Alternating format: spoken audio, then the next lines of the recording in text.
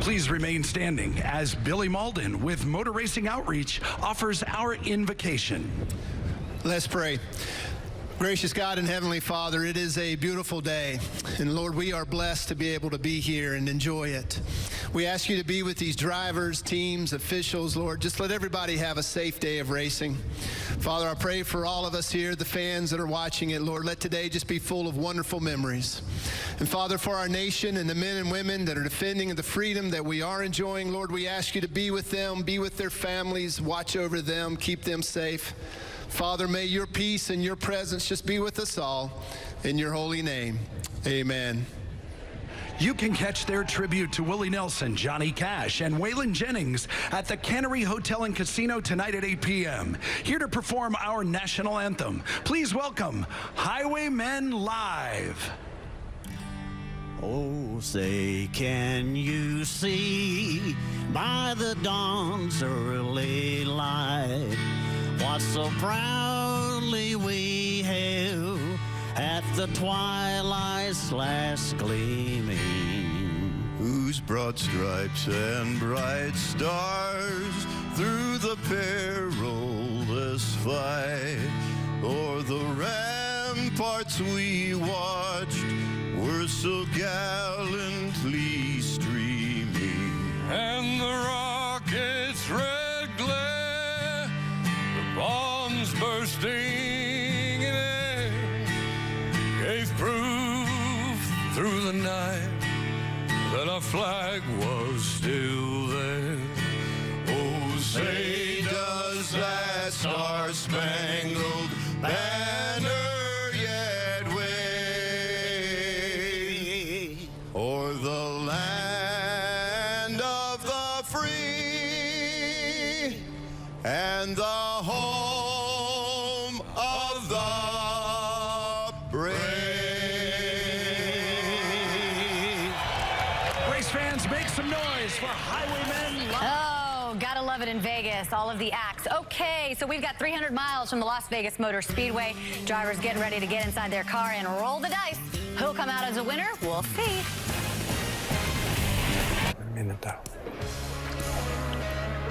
So it's a wide open race in a wide open town. Race day on FS1 welcomes you to Xfinity Series racing from the Las Vegas Motor Speedway. Of course, the famous Las Vegas Strip is nearby. We welcome in the men who are going to be calling today's action. Adam Alexander, joined by our guest driver analyst, Kevin Harvick, Brad Keselowski. So guys, should we bet on a great race today? Hey, I know this. We should bet on the fact we're making history, because while Brad and Kevin have been in the Fox family for a while now, the two of you have never worked in the broadcast booth together. Well, that's going to make it fun. So maybe we need our rookie stripes? I'm not going to have to get in the middle, right? You guys? No, okay, we're good. I just want to make sure. Now, some interesting notes as we get set to go green. Christopher Bell, as we know, outstanding a week ago at Atlanta, but this is an impound race. They had to make some changes to that race car. He's starting at the rear, and Kyle Busch is in the field today. How challenging is that, Kevin? Well, I think it's going to be definitely challenging just for the fact that the first stage is short. And when you talk about championship points and the things that are happening in the big picture, you need to score stage points. So he's going to have to hustle in order to get himself up to the front. The other challenge for he and all these other drivers, as you guys know, it's windy out there. How adverse is that when it comes to this place, Brad? Well, Adam, we just got done with practicing the Cup cars, and the wind has the cars all over the place, especially on the exit of Turn 4. This is already a very tricky track. You practice the cars, they have a lot of grip, you get in race mode, you don't have all that clean air. Can be very difficult on some of these rookies that have maybe never raced here. Add the wind into that equation, they're going to have their hands full today, Adam. The other item to keep an eye on here, Kevin, and you talked about this, the transition from practice to the race, one that's very difficult here. Well, this is one of the more difficult racetracks that I ever remember driving the Xfinity car in, to try to get the adjustments on your car right, because yesterday it was overcast and cooler, and today it's sunny, and I think these guys are in for a handful when they drop the green flag. I'm going to throw one word out here, and it's parity. Last 11 races here, we've had 11 different winners. Should be an entertaining afternoon at Las Vegas. Let's go trackside and get the command. And now, race fans, for the most famous words in motorsports, please welcome your Grand Marshal, Vice President and General Manager of Aliante Hotel, Casino and Spa, Carrie Burke. Drivers, start your engine!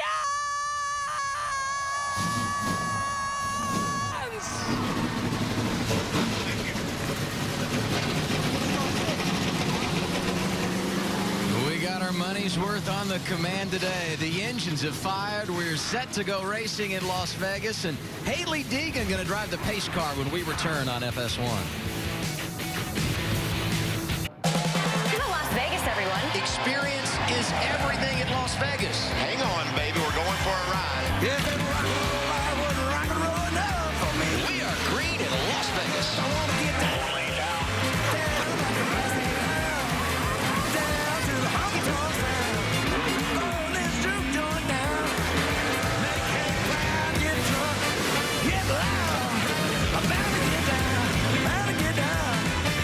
Great to have you with us from Las Vegas Motor Speedway. Pretty afternoon here as Xfinity teams get set to take the green flag at this mile-and-a-half for the 24th time. And as they roll off and get ready to go, we go from the driver's seat. And today the focus, 19-year-old Justin Haley driving for Kaulig, making his first career start here in Sin City.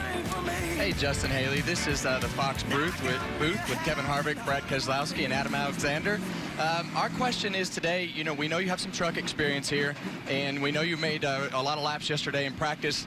How was your car driving, and did you make any big changes today going into the race? Yeah, we unloaded with a really fast leaf filter gutter protection Kaulig. Racing number 11 Chevy. Had a very good speed off the hauler, which is really refreshing to see. Been really fast in practice the past few weeks. So me and crew chief Nick Harrison, we've just been slowly chipping away at it.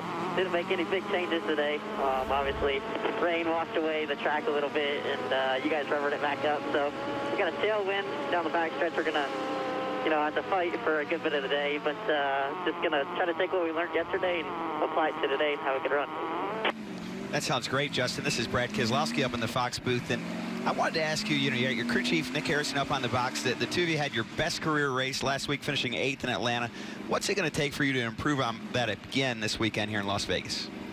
Yeah, I don't think we need to do anything major to improve. I think just slowly chipping away at it each week, making progress, having a solid weekend is the best thing we can do. Just focusing on what we can control and what we can do to improve our race. Have good pit stops and doing our job in and out on pit road is the main key for a rookie driver like me with a veteran crew chief. So I'm going to go today and just have a solid day and see where it puts us. All right, buddy, we appreciate you wearing that visor cam, and have a great day. Thank y'all. Justin going to start 13th, some momentum. You talked about the career best finish. He was 8th last week, quick in final practice yesterday. The 11 car should be strong here today. Before we go green, we hear from our pit reporters. We start things off with Regan Smith. Hello, Regan.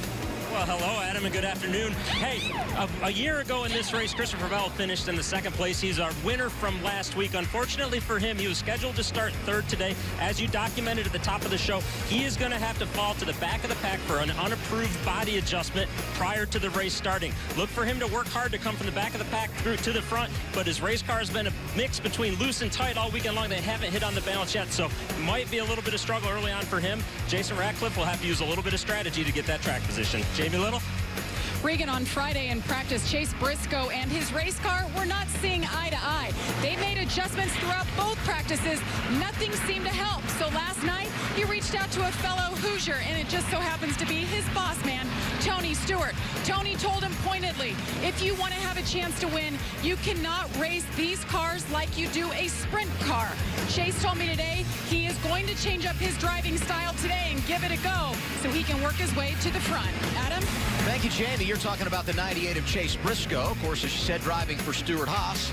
I want to talk about his teammate, Cole Custer, starting on the pole. Qualifying rained out earlier today. That means Custer will go P1 and try to get a victory here for Ford as we look at our Ford Performance Track facts. Ford has won 4 of the last 8 races here. And 3 of the last 7 going to Team Penske, and you were part of one of those. Got the weekend sweep here in 2014, Brad. Yeah, this is one of my favorite racetracks. It's truly a handful. When you look at it from the outside, it doesn't look like it's that difficult, but I can tell you in the car, especially the entry to turn 3 when it's not windy, can be very difficult. And today, with the wind and the sun, you got all kinds of conditions that are going to be thrown at these drivers. It's a tough track. The other thing I would say, Kevin, is we see the weather here is that the weather is so much different today than what it was yesterday during practice. Let's hear from the 7 team of Justin Allgaier. A lot of wind today, and turn 3 here is always a mess anyways on a start or a restart, let alone with 80-mile-an-hour wind. So, yeah, I'm not even sure what to tell you to do or what I should do, but just be mindful. I know you are. Yeah, I've pared it down since I got up here today. Adam, here's what I can tell you, and Brad knows this. These guys are going to be caught off guard when they drive into turn 3 today. They're going to go through 1 and 2, and they're going to say, you know what, that wasn't that bad. And they're going to go down the back stretch, and they're going to drive into turn 3. The car's either going to jump sideways, and it's going to magnify it being in traffic. But this wind is nothing that they dealt with yesterday, and the track conditions are going to be drastically different than the things that they had in their car yesterday. Here's the race analysis. Second straight week, we're on a 1.5 mile track, but last week in Atlanta, 250 miles, 300 today. So it's a 200-lap race. Stage breakdown, 45 laps to end stage 1. We'll go to another 45 laps to the end of stage 2, and then a 110-lap run to the finish. And we mentioned the fact that Cole Custer will be on the pole after qualifying was rained out. Chad Fincham would have been up there with him. He is elected to drop to the rear. That means the 9 of Las Vegas native Noah Gragson will be on the front row. And I'm interested to see how he does today. He didn't have a great week last week at Atlanta. I know coming from the Truck Series, we talked about this a little bit before we came on air, but coming from the Truck Series can almost be a little bit of a bad habit because of the fact that you carry so much throttle in those trucks. And here at Las Vegas, in my past experience, you want to let off the throttle a little bit in order to get the car to turn and get right back on it, and exit speed is really important. Well, that when the cars get sideways, Kevin, as you know, these cars don't recover like the trucks do. The trucks, when you get sideways, they got the big flat right side. They get in the air, and it's like a sailboat. It steers them back straight. These cars here, when they get sideways, they're not as easy to recover as well. So that's a big curve coming from the Truck Series to the NASCAR Xfinity Series. And as you can see, there are some Kyle Busch fans here today. The man that is the all-time wins leader in Xfinity Series competition will roll off 8th. You would expect him to come here and have his way. They struggled here last year. Joe Gibbs Racing has one victory at this place. It came courtesy of Kyle 2016 when he led 199 of 200 laps. We'll keep an eye on him today. Front row is going to be Cole Custer and the 9 of Noah Gragson. It's race 3 in 2019, the opening of the West Coast Swing for NASCAR Xfinity Series teams. We're happy you're with us. Here we go from Las Vegas Motor Speedway.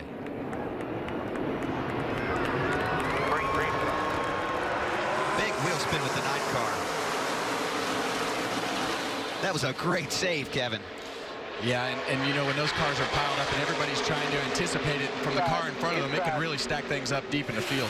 Right behind him in the 8, his teammate Zane Smith, who is making his first career start. Hey, welcome to the Xfinity Series, huh? Deal with those guys behind you trying to pass you on the outside now. And here we go into turn 3 and 4 for the first time with this big win. We'll see if we can get through it clean. How about Austin Cindric has jumped up to 2nd. Allgaier falls in line in 3rd. That's Brandon Jones in 4th. He's had a great start to the year. And there's Kyle Busch working the outside in the 18, up to 5th.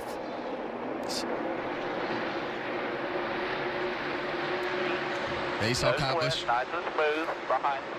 Kyle Busch got a little bit loose right there as he went off into turn 1. So it'll be interesting to see where these guys are with the handling of their car.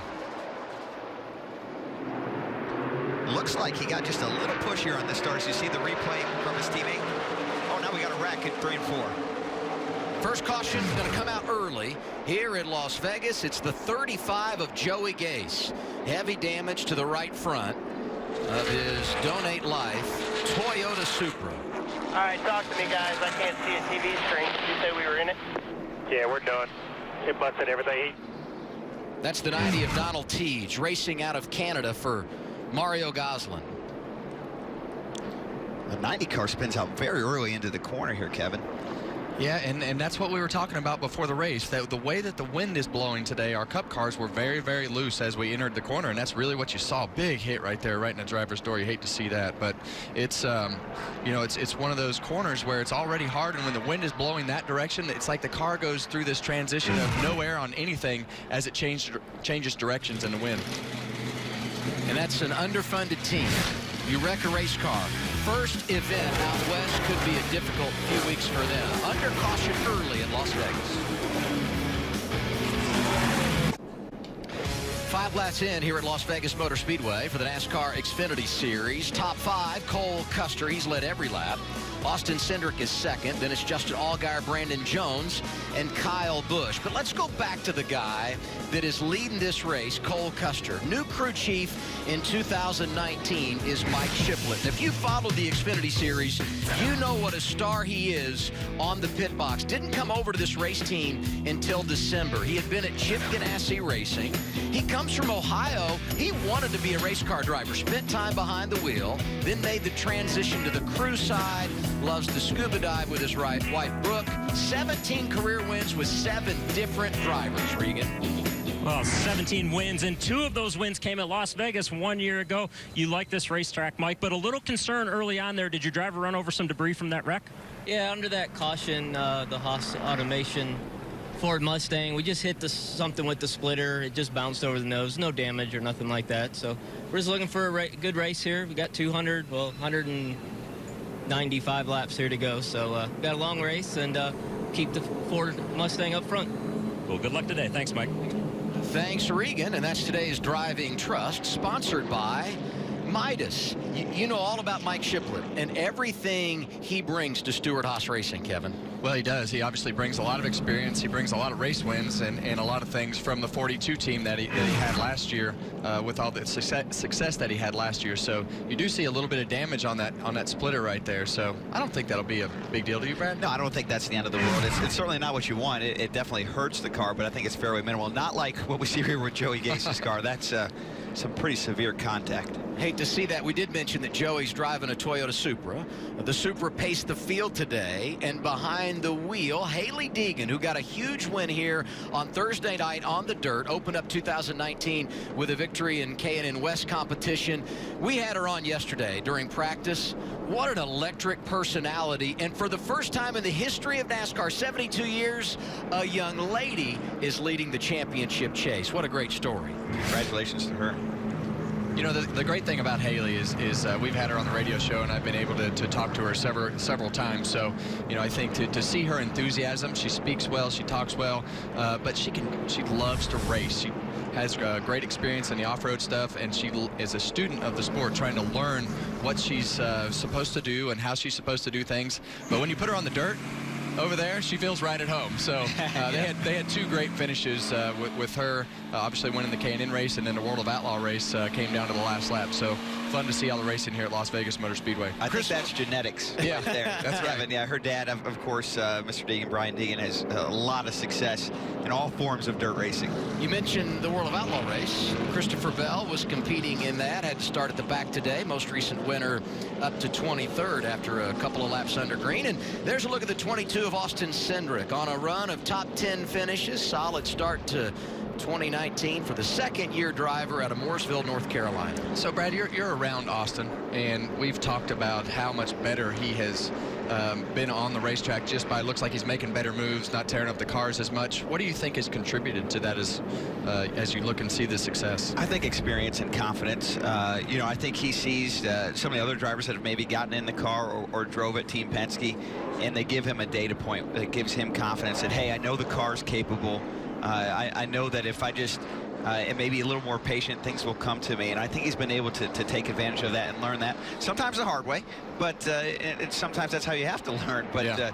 I think we've seen him really mature with the decision making, like you said, Kevin. And this is another good race for him to prove that out. And so far, so good. Obviously, he's climbed up to 2nd place here. Lane selection so big last week at Atlanta. This will be our first restart of the day, second start when you consider we got the green flag just a handful of laps ago. Both times Cole Custer goes to the inside. We anticipate that all day long? I could see that flipping either way, Kevin. I think it's really going to be about if you can get a push with these cars in the NASCAR Xfinity Series. You know, you can spin the wheels a little bit, but usually not. So a push can be a big deal here. And I don't want to steal your secrets for tomorrow either. So you don't have to tell everything if you don't want. I think it could be either one, Kevin, and we're going to find out right here.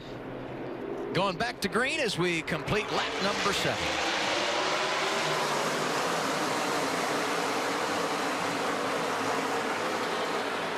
And there we see it, Kevin. Justin Allgaier with a good push on Cole Custer. Looks like that might clear him to the lead. It's going to be close here off the tee. And that's really what you want. Right on you, still clear. Trying to cross over. That was close. And inside a foot. you know that you have to clear that guy on the outside who's going to hang on that quarter panel and get a run, but he went up there anyway, and it was obviously really close, and you see Cindric go back to the bottom, and you just got to make those close calls sometimes, and whether the spotter says it or you do it from the driver's seat, that was a close one. Couple of Fords out front. Your teammate making this exciting. Cindric crossover trying to grab the top spot off of turn 2. But Cole Custer says not so fast. He's got the preferred lane on the outside of 2. If you can get to that outside, Kevin, and get this big run down the backstretch. Oh, but Brandon Jones coming with a big draft as well. Did you see Reddick get sideways coming off the corner in that 2 car? There you see him outside of Jeremy Clements. Brandon Jones in the mix, left of your screen for the lead. Justin Allgaier is there. Kyle Busch gaining ground. That 23 car of John Hunter Nemechek got really close to hitting the wall the last lap off of turn 2, running that high group. Yeah, Nemechek in that 23. Disappointment last week at Atlanta after a top 10 to open the year. Down in Daytona, this for the top spot. Custer returning the favor outside of Cindric and a bump from Jones. Woo, turn 3 is hard enough as it is. Get a little contact, it can get even more sketchy. And all of that racing allows Nemechek to pull up into the mix. Same for Kyle Busch. Wow, Kyle Busch very loose, Kevin. He's really struggling with that car being a little out of control, I think. Yeah, and it'll be interesting to see if that swings for him. As we went through Cup practice today, the cars seem to be really loose for 3 or 4 laps, and it'll be interesting to see if Kyle's car swings back the other way for him on the long run. Nemechek comes through to second, 3 wide for third. Busch hanging it out high. Still top 3.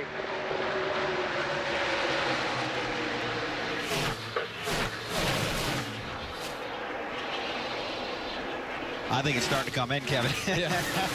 That's just pure guts right there. Yeah, it was. And being confident in your car. And ability. And he made it stick. Look at all these young guys. You got Justin Haley, Noah Gragson, Nemechek, all rookies competing inside the top 10. And you knew this guy would be a player. Tyler Reddick, so good on the 1.5-mile tracks. Our reigning champion changed teams in the offseason, going from Junior Motorsports over to RCR. He's been strong early. What's an update on Kyle Busch in the 18, Regan? Well, he just came across the radio thinking something might be breaking on that race car. He wasn't exactly sure yet, possibly a loose wheel. So let's keep an eye if he's got to hit pit road in the next couple laps. Hands out the window. We'll see if he can get down. Inside. Right at the bumper, inside. 2 more times. It's going to be hard here. Inside. And he's not going to get down this time. I don't see anything obviously wrong, but, you know, a loose wheel you can't see from the outside. And a loose wheel to start the race would be really, really aggravating because of the fact that those wheels should have been torqued in the garage. Meanwhile, his teammate, Christopher Bell, who started at the back, has worked his way to 16th. Here you see where he's trying to get down, and he just can't quite find that hole right there in front of his ex-teammate, Noah Gragson. 3, 2, 1. Unscheduled pit stop, 15 laps in for Kyle Busch. Won the Gander Outdoors Truck Series race in dominating fashion last night. Headed to pit road right now, Regan. Well, it's been a couple challenging years in the Xfinity Series for Kyle Busch at his home racetrack. Fought a very loose race car last year. Told me today he felt a lot better about this particular race car. But early on, troubles, possibly a loose wheel. He also reported it may be a wheel bearing issue on that car. Oh, he's pointing at something inside the right front wheel there.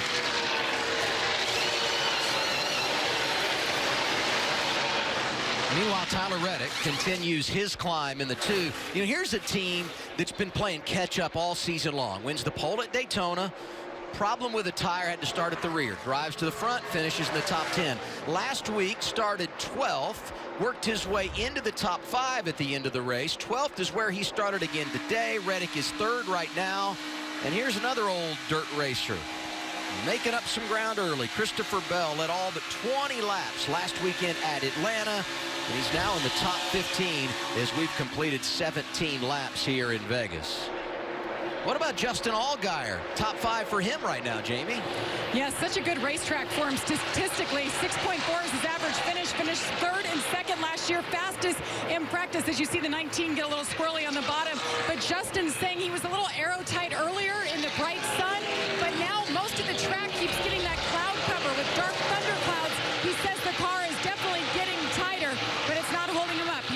top 5. He told me last night, I expect to win this race on Saturday because in my last 3 starts at Vegas, I finished 4th, 3rd, and 2nd here in September. The numbers just align for old Lucky 7 as we ride in Vegas. You know, and Justin Allgaier, I'll never forget his first few starts here, how impressed I was with him. I think this is one of his best racetracks. What is Bell learning about his car right now, coming from the rear and already knocking on the door of the top 10? Well, he's doing a great job, and I think that the biggest thing that I see is all the passes that he is making are on the bottom of the racetrack. You saw Kyle Busch use the top of the racetrack to make some of those passes, but as the run is going here, he's able to keep his car on the bottom of the racetrack and make some good passes. And if he gets by Zane Smith here, he would be in the top 10. Bell's got a fast car early. We're halfway through our opening stage. Custer, Nemechek, Reddick, Jones, and Allgaier, the top 5. Just studs. 23 of 45 laps complete in our opening stage for the NASCAR Xfinity Series on a great day here in Las Vegas, Nevada. The climb to the front continues for Christopher Bell. Last week's winner has gone from the rear to 9th. That's the good news for Joe Gibbs Racing. The bad news comes in the form of Kyle Busch. 33rd, 1 lap down, loose wheel. The problem when he came down pit road, Regan? Yeah, and we can confirm that it was a loose wheel on that race car, and Kyle was none too pleased about it when we caught this on the radio. Can somebody explain to me how that happened? What the heck are we doing here? Hey, you don't have a set of tires for me, do you? I'm working on it. Frustration for him. New crew chief Ben Beshore. This is their first chance to work together, and now you're dealing with adversity out of the gates. Well, that's really the details of what makes a good and bad team, and when you see something like that happen before the race, those are just details that didn't get covered in the garage, and you have to torque the wheels, and to leave the wheel loose before the race, I can understand his frustration. Definitely, and he's, to Kyle's point, now he's in an even bigger hole. He's down a set of tires. He's going to need those tires at the end of this race. He's a lap down, and the way we're lapping cars right now, he's not going to get the lucky dog for a long time. Yeah, he's got 5 or 6 cars in front of him that are a lap down. He's definitely not going to get it when the caution comes out at the end of this first stage. Meanwhile, here's Bell inside of Haley. That's for the 8th position, working on Gregson for 7th as we go back to Custer, who's led 25 of 26 laps today. Impressive start for the kid out of California. Back 20 bottom, back in. Clear behind. Christopher's going to get 2 of them here. This car looks dialed in. Oh, man, he could just line that line so well through 3 and 4, and you heard Justin Haley kind of playing with the throttle right there, and now you see him up the racetrack in 1 and 2, and Bell is just glued to the line on both ends. With speed. He's going to get to the top 5 by the end of this stage. And, you know, the next guy he's going to race is Michael Annett. Let's celebrate driver 1. I mean, he comes out of starts the year with a win at Daytona. They were solid last weekend at Atlanta Motor Speedway. He and Travis Mack have been an outstanding pairing for Junior Motorsports. Well, and to come to a mile-and-a-half racetrack and have the success, that's where you need to have the success, because that's where the majority of the racetracks are. So it's good to see him in victory lane, like we said last week, but to continue that success is great. Good battle here for 2nd. You know, we've been talking about Christopher Bell. Who we haven't talked about is Tyler Reddick, who's drove all the way up from 12th to 2nd since the start of this race. And he was good on the long run last week. The longer we ran, the faster that 2 car would go. And if you remember, before the caution came out late last week, he was running down Bell. Then they had an issue on pit road, took him out of a chance to win. But he is a proven driver when it comes to a mile-and-a-half track. Let's listen in on Cole Custer's radio.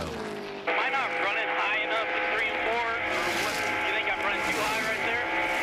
The 3rd place car is the only guy that's consistently running off the bottom, and he runs above the 2nd team at both ends, and he struggles to get by this 23. They're still over half straightaway back.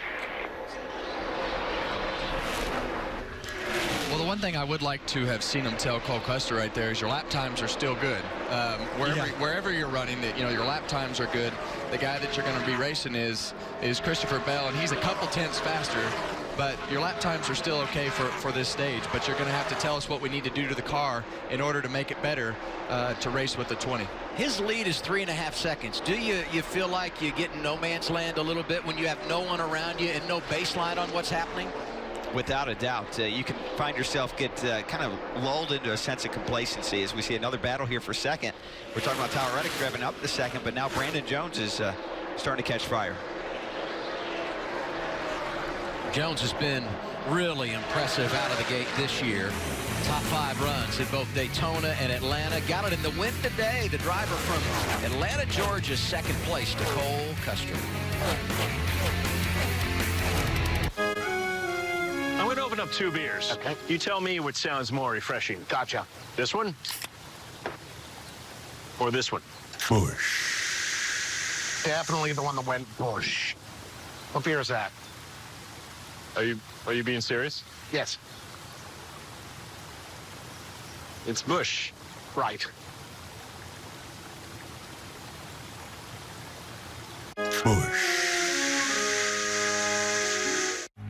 Gear up and save big during the Spring Fishing Classic at Bass Pro Shops and Cabela's. Apply now for your Bass Pro Shops or Cabela's Club MasterCard, where every purchase enters you for a chance to win a Nitro Z21 Elite boat. At the Classic, you can earn up to $100 in club points when you pay using your Club MasterCard. And save big on select Minn Kota bow mount trolling motors, now under $500. Bass Pro Shops and Cabela's. Your adventure starts here. Introducing the all-new Chevy Silverado. It's the official truck of calloused hands and elbow grease. The official truck of getting to work and getting to work. Of late nights and date nights. It's the official truck of homecoming and coming home. The all-new Chevy Silverado. The strongest, most advanced Silverado ever. It's the official truck of real people. The Big East Tournament. It's about to go down. This is where the hardest players turn into the stars of the Big East fight for conference supremacy on Fox and FS1. Come from the Big East Tournament, Monster MSG, where we born to be victorious. The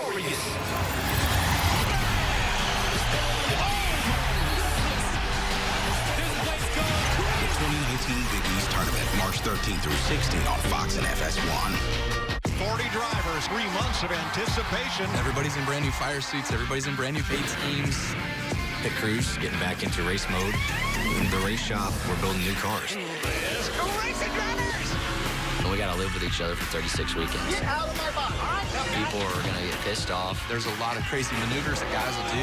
Look at that 9 car. We live for those intense situations. Second place is just the first loser.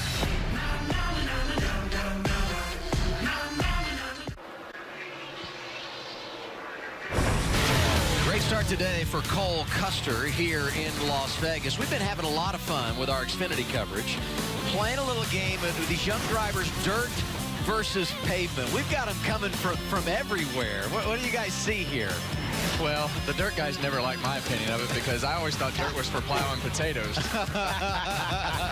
But, you know, don't go to your Twitter feed anytime soon, I think you have to respect what the dirt guys have done. And when you look at Christopher Bell and, you know, you look at Kyle Larson and the success that they've had and the different style of racing that they have brought over here on a consistent week-to-week basis is something that you definitely have to pay attention to. So I enjoy watching all racing and enjoy watching dirt races as well. But I just never grew up doing anything on the dirt. Same here, and I always felt like the dirt guys have incredible car control. But, you know, a lot of racing, especially asphalt racing at the higher levels, is more procedural based. It's restarts, it's, you know, pit road and all those things. And that takes reps itself that you only get really in asphalt racing. It's really the hardest thing they have to learn. Absolutely. You know, the length of the race, how to take care of your car, all the little detail things, because they're used to running shorter races. And, you know, I think as you look at it, you know, you look at the mistakes that they make, especially at the beginning of their careers. A lot of those just come with the length of the races and the things that happen with those procedures throughout the day. I think we saw that a lot with Bell last year. Yeah. Took him 8 races to get to victory lane. Then once he really got it going, obviously he was outstanding and got his night crew win last weekend at Atlanta Motor Speedway. You see Kyle Busch there. If you're just joining us, he made an unscheduled pit stop loose wheel. He's a lap down in the 25th position, but good lap time. So if everything falls his way and they can get back on the lead lap and they can manage those tires, he might have a chance to make a play late in this thing. And you saw him racing a moment ago around Ryan Sieg. Sieg is 10th right now. He has been really good in the early portion of this race. And, you know, I think probably the big thing that I was maybe nervous about for Kyle was that loose wheel had damaged the wheel studs and they would get more loose wheels. That does not seem to be an issue. So by him pitting as quick as he did, he was able, Kevin, I think, to get the pit road and preserve his car and give them a chance to really fix it before it got too bad. And unless he gets another set of tires, if the cautions don't fall the right way for him, it could play to his disadvantage later in the race. But looking at his lap times, they better keep him pinned down for a while because he's got some quick lap times. Here's Cole Custer going to work on the 07 of Ray Black Jr. He will put him a lap down. Black currently scored in the 19th position. Brandon Jones second right now, Jamie. Really good run for Brandon Jones so far. I talked to him this morning. You know, he's working with that new crew chief, Jeff Mendering. He told me in the offseason they spent a lot of time together in the simulator to understand what each other's looking for, the kind of feedback that Kevin needs from Brandon. And so far, it's paying off. He's finished in the top 10 in both races so far. And he told me last week at his home track, that was one of those need-to-improve tracks, and they did it. They brought it home fourth. He had a lot of motivation coming into this race today. He started ninth, running second. He's good. He's had one comment, said he's a little bit loose in 3 and 4. And that fourth place finish really does not tell the story. He finished fourth after getting a speeding penalty at the end of the second stage. We didn't have any cautions, and he drove his way to a top 5. Real good effort for Brandon Jones, who's got tons of confidence right now. Well, the one thing that I also see are the Toyotas. You know, you look at the 19 and you look at the 20 and you look at the 18. Those cars have a lot of speed. The Gibbs Toyotas for sure. They're flying, and it looks like Christopher Bell is going to have a tremendous rebound from starting the back of this field to a top 4, maybe even better finish in this stage. I was worried about him scoring points, and heck, he's all the way up to 4th. Hey, great start to the year for Toyota. They won all 3 Truck Series races, 1, 2, 3 in the Daytona 500, and a great weekend last week for Christopher Bell when it comes to the Xfinity Series. So we've reached our final lap, stage 1. Cole Custer started on the pole, lost the top spot for just a lap to Austin Cindric, but he is dominated for the most part. 2.5 second advantage over Brandon Jones. Cole Custer going to get his first stage win of the year. Second place goes to Brandon Jones. Then it's Tyler Reddick, Christopher Bell, and John Hunter Nemechek. Rest of the top 10, Michael Annett, Justin Allgaier, Austin Cindric, Justin Haley, and Noah Gragson. For the 9th time in his career, Cole Custer a stage winner in the Xfinity Series. Stage 1 is complete here at Las Vegas, so let's go on this day, March 2nd, 1904. Dr. Seuss, born in Springfield, Mass. Twist and Shout by the Beatles is released. The Sound of Music. You gotta love that. I know you guys watch that with your families, right? When you have a little daughter. Yep. Oh, and by the way, Kevin, wait, you've won at Phoenix? That happened in 2014. One of how many wins there? First win with SHR. Oh, there you go. Yeah. That is a monumental victory for you. So Cole Custer's been the dominator so far. He leads Brandon Jones, Tyler Reddick, Christopher Bell, John Hunter Nemechek, and others to the pit lane. These will be scheduled stops as we wrap up our first stage, and they're coming your way, Jamie. And Brandon Jones drops down in the second position. Felt good taking off, just a little loose through 3 and 4. Didn't talk much, happy with it. An air pressure adjustment is the only call, and they'll put 4 tires on it.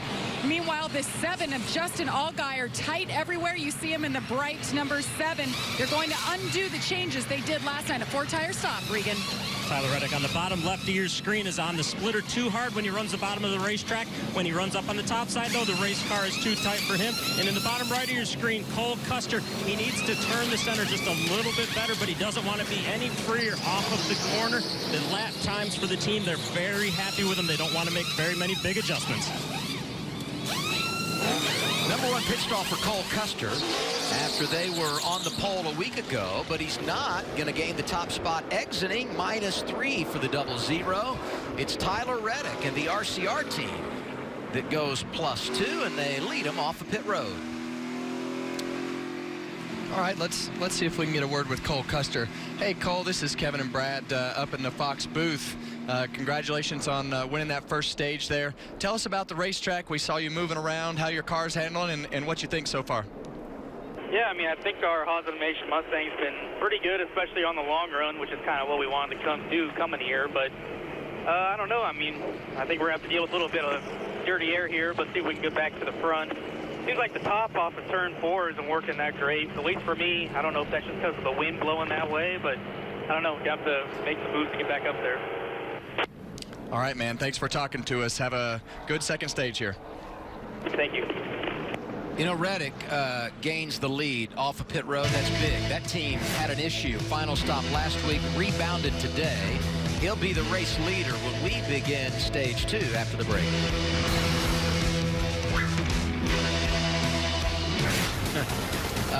Bit of news here under this caution. Kyle Busch is 19th. He did take the wave around. Let's get an update on their situation after an early unscheduled pit stop. We can take the wave around. We have 30 laps of gas left here and hope for a quick caution, or we can come pit and we'll just be down a set of tires and race for the lucky dog. Well, judging by my luck, I'd say we ain't got any, so whatever. Well, guys, you heard right there. They had to make a tough decision as to whether they wanted to stay out or come get those tires. We are in Vegas, so I guess they figured let's go ahead and gamble with it, but they will not be able to make it to the end of this run without pitting if it goes green flag. So the 18 team really hoping for a caution flag here. Probably going to have to make a pit stop around lap 70. They need an early caution. And let's face it, when you're on limited sets of tires, you only have 4 laying in the pit box when you open up an Xfinity race here at Las Vegas Motor Speedway. An unscheduled pit stop immediately puts you in a big box. Well, and it's a small box right now. I'm just saying, or a small box, depending on what you're looking at. It's a very small box because really, you know, when Kyle said he doesn't have much luck, he needs a little luck right here because his only chance left is to have a caution early in this run. Yeah, and if he goes over by just the least amount, he'll go 2 laps down and he will not be able to recover from that. What the team really needed to do was get that other set of tires back on with a new wheel and get fuel in the car, but unfortunately that didn't come together. And we see our Xfinity fastest pit stops. Top in that category, Tyler Reddick, 13.9 for the 2 team. He will take the inside lane as the race leader for the restart to begin our second stage. Outside of him is Brandon Jones, John Hunter Nemechek restarting 3rd, Cole Custer going 4th in dirty air for the first time today. Keep an eye on him and his teammate on board with Chase Briscoe there, 13th after starting 28th. He's made up a lot of ground. Christopher Bell in the top 5 as we get the green flag one more time. I really like what Tyler Reddick has shown us in the first few weeks with a new team and the things that they've done. They've been really impressive. He's got a great shot at winning this second stage too and keeping that up. He's not quite going to get the push, but I think he needs to clear for the lead here.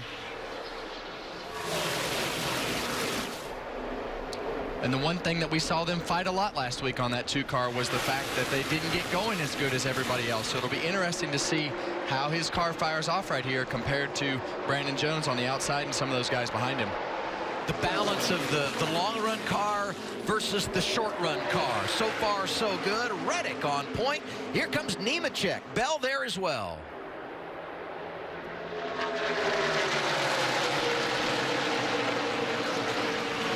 John Hunter Nemechek has done a great job all day. We haven't mentioned him very much other than the fact that he got really close to the wall on like lap 2. But he hung in there 4th or 5th that in the first stage, and you see him get a great restart. I feel like that's one thing that truck racing really teaches you how to do well, is to really work on your restarts, because that's something that a lot of these truck guys are really good at when they move up. And you would kind of expect Nemechek to be good here. His only Xfinity win came last fall at Kansas. Another 1.5 miles, 3 wide, 4 position. Zane Smith, the rookie, first career start using the apron in that 8 car. That's aggressive.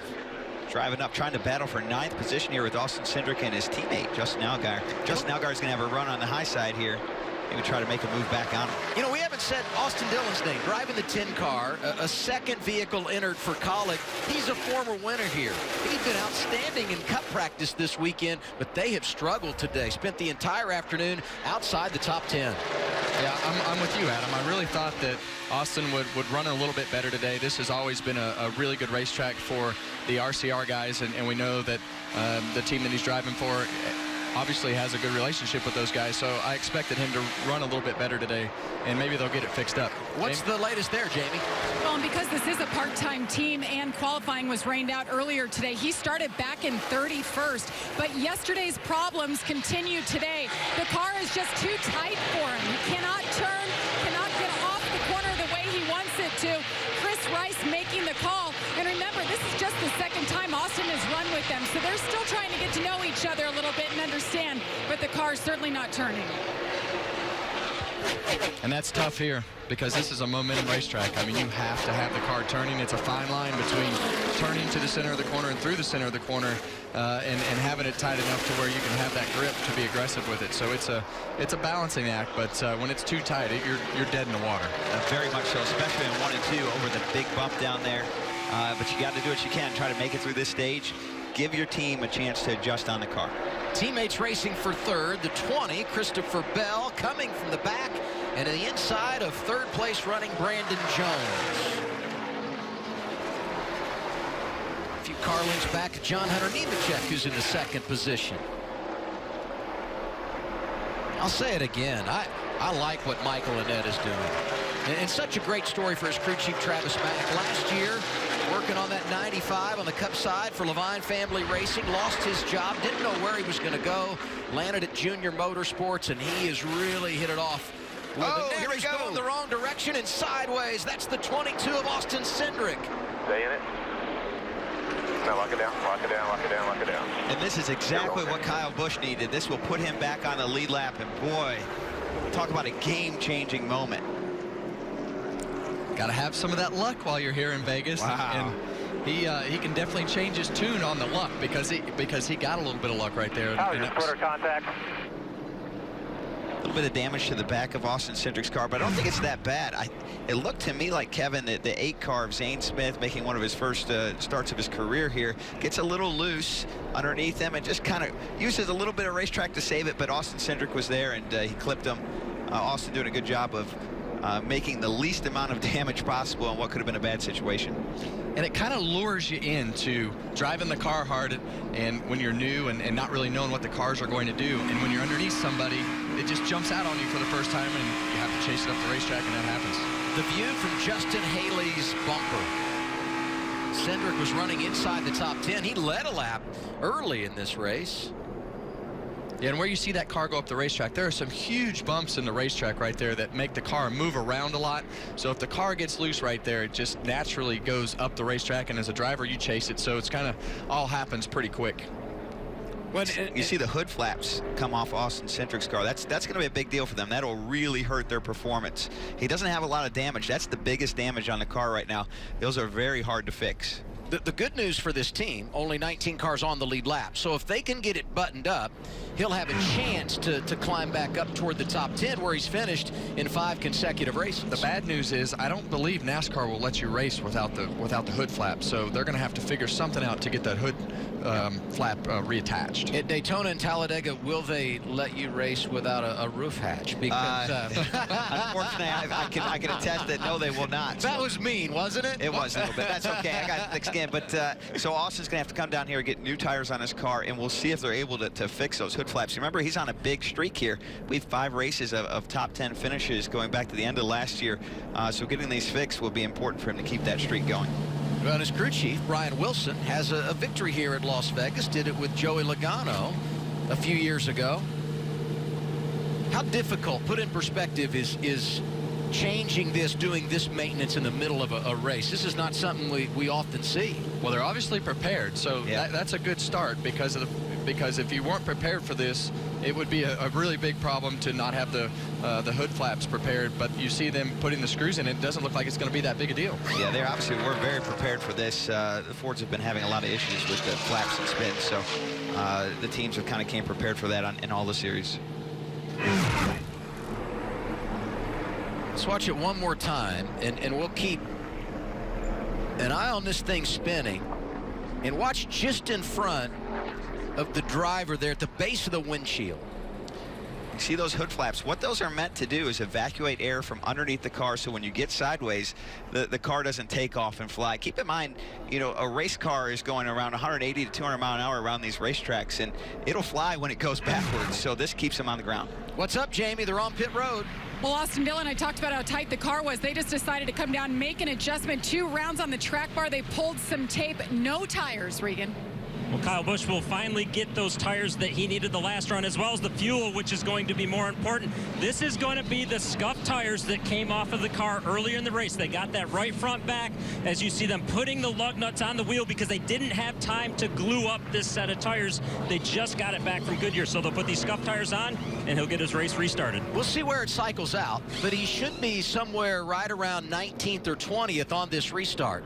If he can perform on these older tires, they are now level with the competition on tires. He can get himself right back in the game here. Well, the one thing that I noticed on that last run, when Kyle's tires cooled off, he ran some low 31-second laps right there, which I didn't think. I thought he was going to be a second off the pace, Brad, but his car is obviously really fast. So for them, they're going to be able to run faster than those guys from 10th to 15th, probably with these used tires, but it keeps them in the game and gets them back even. All they need to do now is survive the second stage here and not put another set of stickers on, and they'll be on par with everybody else. Yeah, Kevin, I think he's shaping up right here to maybe even be able to get a top 10 at the end of this stage.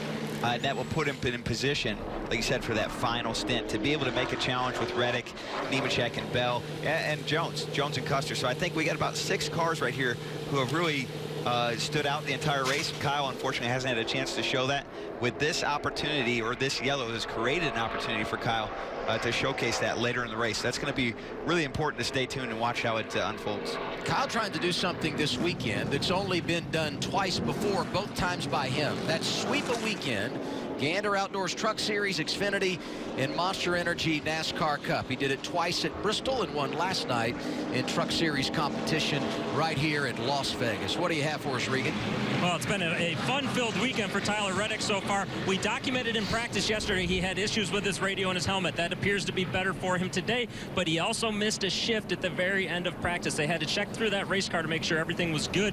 Remember, this is a new team for him and a different transmission manufacturer than what he's used in the past with Junior Motorsports.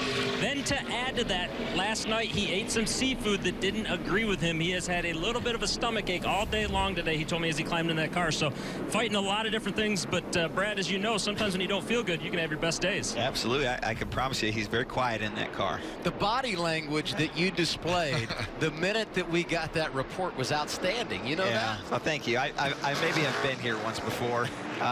You know, being sick in a race car is no fun at all, but if you're going to be sick in a race car, at least have a fast race car.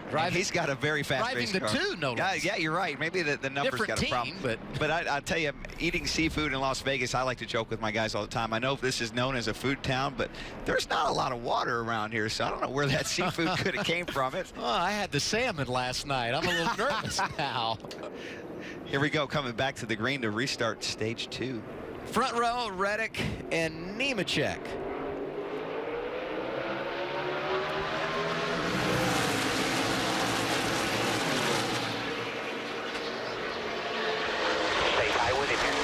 How about the shot Brandon Jones gave Nemechek in that outside lane? Nemechek did a really good job. Those guys taking off to be able to stay even with Tyler Reddick, and now you see him get that accordion push down the back straightaway. His help kind of went away from him on the top, and you see the bottom shoot back ahead right there. Gregson working that high lane. Middle going to Justin Allgaier. Well, I'm really happy that Noah Gregson's having a better week this week, and I think that goes to show you just kind of how tough Atlanta is and the things that you have to do to get around that racetrack. But he's had a good first stage and doing really good here in the second stage. Kyle Busch with a killer restart. He's all the way up to 12th, now passing for 11th. Zane Smith, who was part of that last caution, and maybe even will get 10th by the end of this lap. His tires, of course, already had 10 to 15 laps on him. He restarted 19th. But they're cool tires. I always feel like that makes the car have just a little bit more grip when the tires have completely cycled and cooled off, Kevin. And I always feel like at this racetrack, a used cool tire really takes off well for the first 4 or 5 laps, so sometimes even better than a sticker tire. Yes. But his car was really fast, and he's showing it right here. He's up to 10th. Over under on where he's going to be running at the end of stage 2. That's 25 laps from now. What do you guys think? Well, the one thing I can tell you, Kyle Busch is mad. And when he's mad inside that race car, it becomes even worse for everybody else because he's probably quiet right now and doesn't want to say much more. You ever drive angry? Oh, yeah. I would drive better mad. Let's crank it up halfway through our second stage.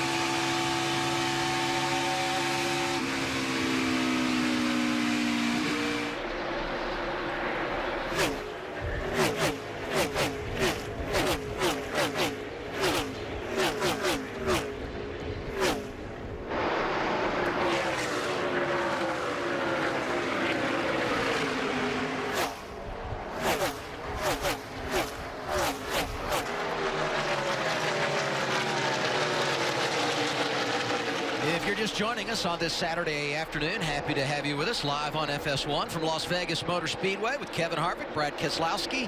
I'm Adam Alexander. It's race 3 for Xfinity teams. 3163, one back. And the 18 of Kyle Busch is on the move. Had a loose wheel, unscheduled pit stop, middle portion of our first stage. Played some strategy. It's all worked out. And I would say, based on the lap times and the fact that he's running 7th, he's going to be a real player going down the stretch. We're not even to the halfway point of this race. Well, when you put him on even tires with everybody else is really when it's going to show up, and you'll have to wait till the end of this stage. But right now, he's doing a very good job with 14, 15 lap old tires that he started on. Well, the great news is they've managed the tires in a way that from here on out, they are level. And that's when you're really going to see how fast that race car is. Right now, the man in charge is Tyler Reddick. 25 laps complete in stage 2.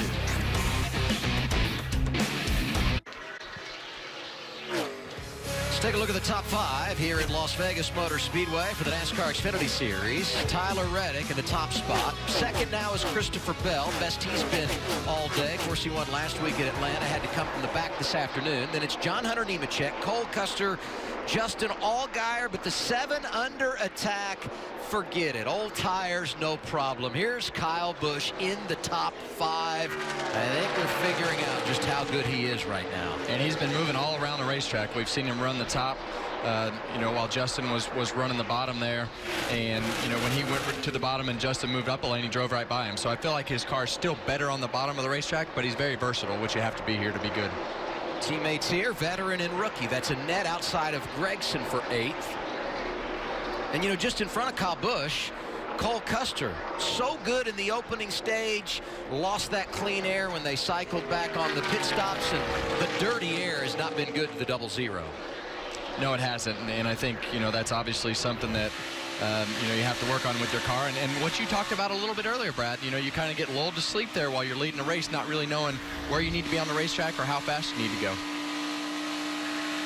Here's a cool stat I'll get in before Kyle Busch gets up there and screws this whole thing up. Top 4 right now in this race have won the last 4 races on mile-and-a-half tracks. As we took a peek at Austin Cindric, they stayed on the lead lap. He's 15th right now. And this for 10th, Gragson, Haley, and Sieg.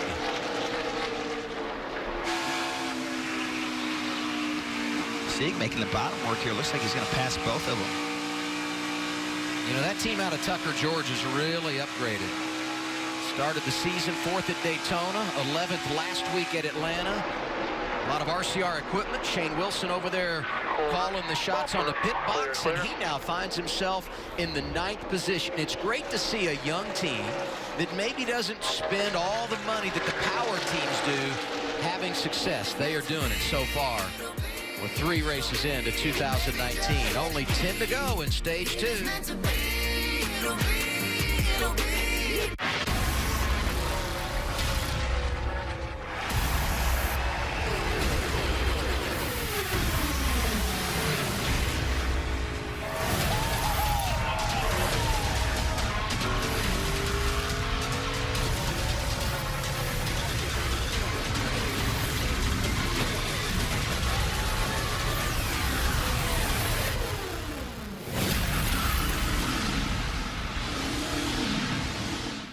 NASCAR fans, are you ready to take your Wi-Fi to the next level? Then you need Xfinity XFi, a more powerful way to stay connected. It gives you super fast speeds for all your devices, Wi-Fi coverage that leaves no room behind, and lets you control your network with the XFi app. It's the ultimate Wi-Fi experience. Xfinity, official partner of NASCAR. That rocking chair would look great in our new house. No, a new house, eh? Well, you should definitely see how Geico could help you save on homeowners insurance. Nice tip. I'll give you $2 for the chair. 2? That's a Victorian antique. All right. How much for the recliner, then? Wait. How did that get out here? That is definitely not for sale. Is this a yard sale? If it's in the yard, then it's for sale. Here we go. Geico. It's easy to switch and save on homeowners and renters insurance. Howdy, folks. Try my $20 fill-up. You have 10 seconds to comply. You now have 5 seconds to comply. 4, 3, 2. Try any $20 fill-up at KFC.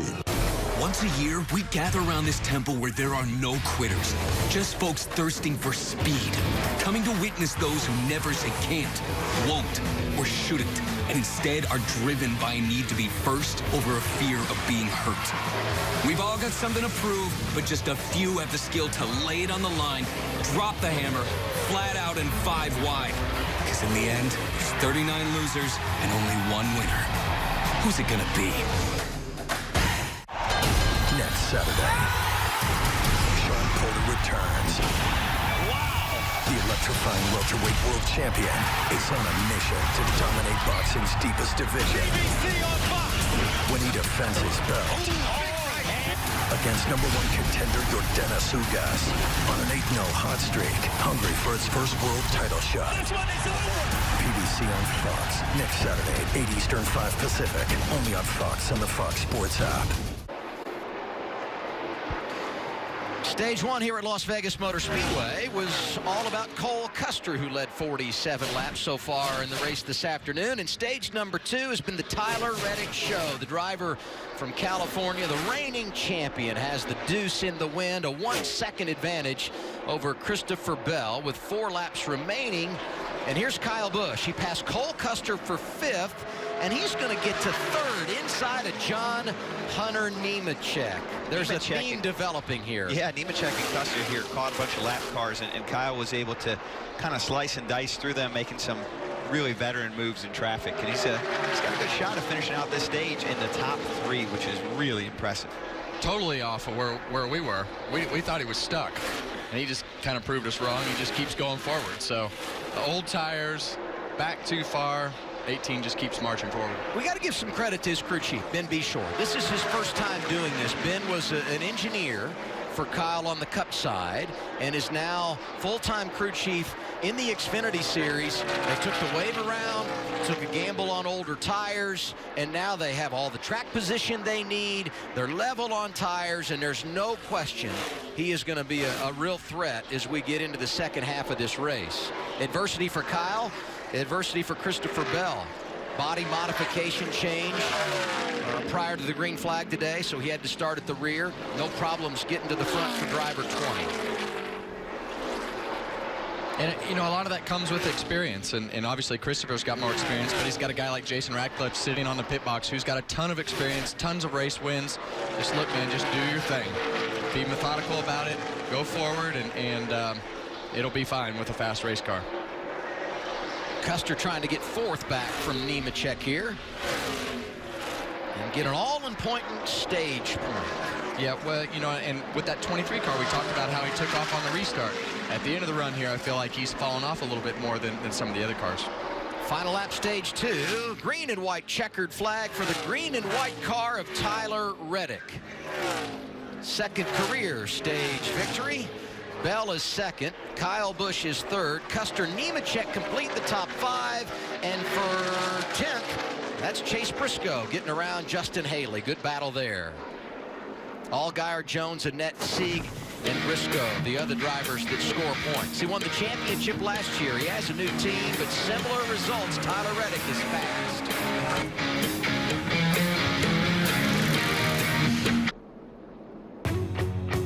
Closing on the halfway point for the Xfinity Series here at Las Vegas Motor Speedway.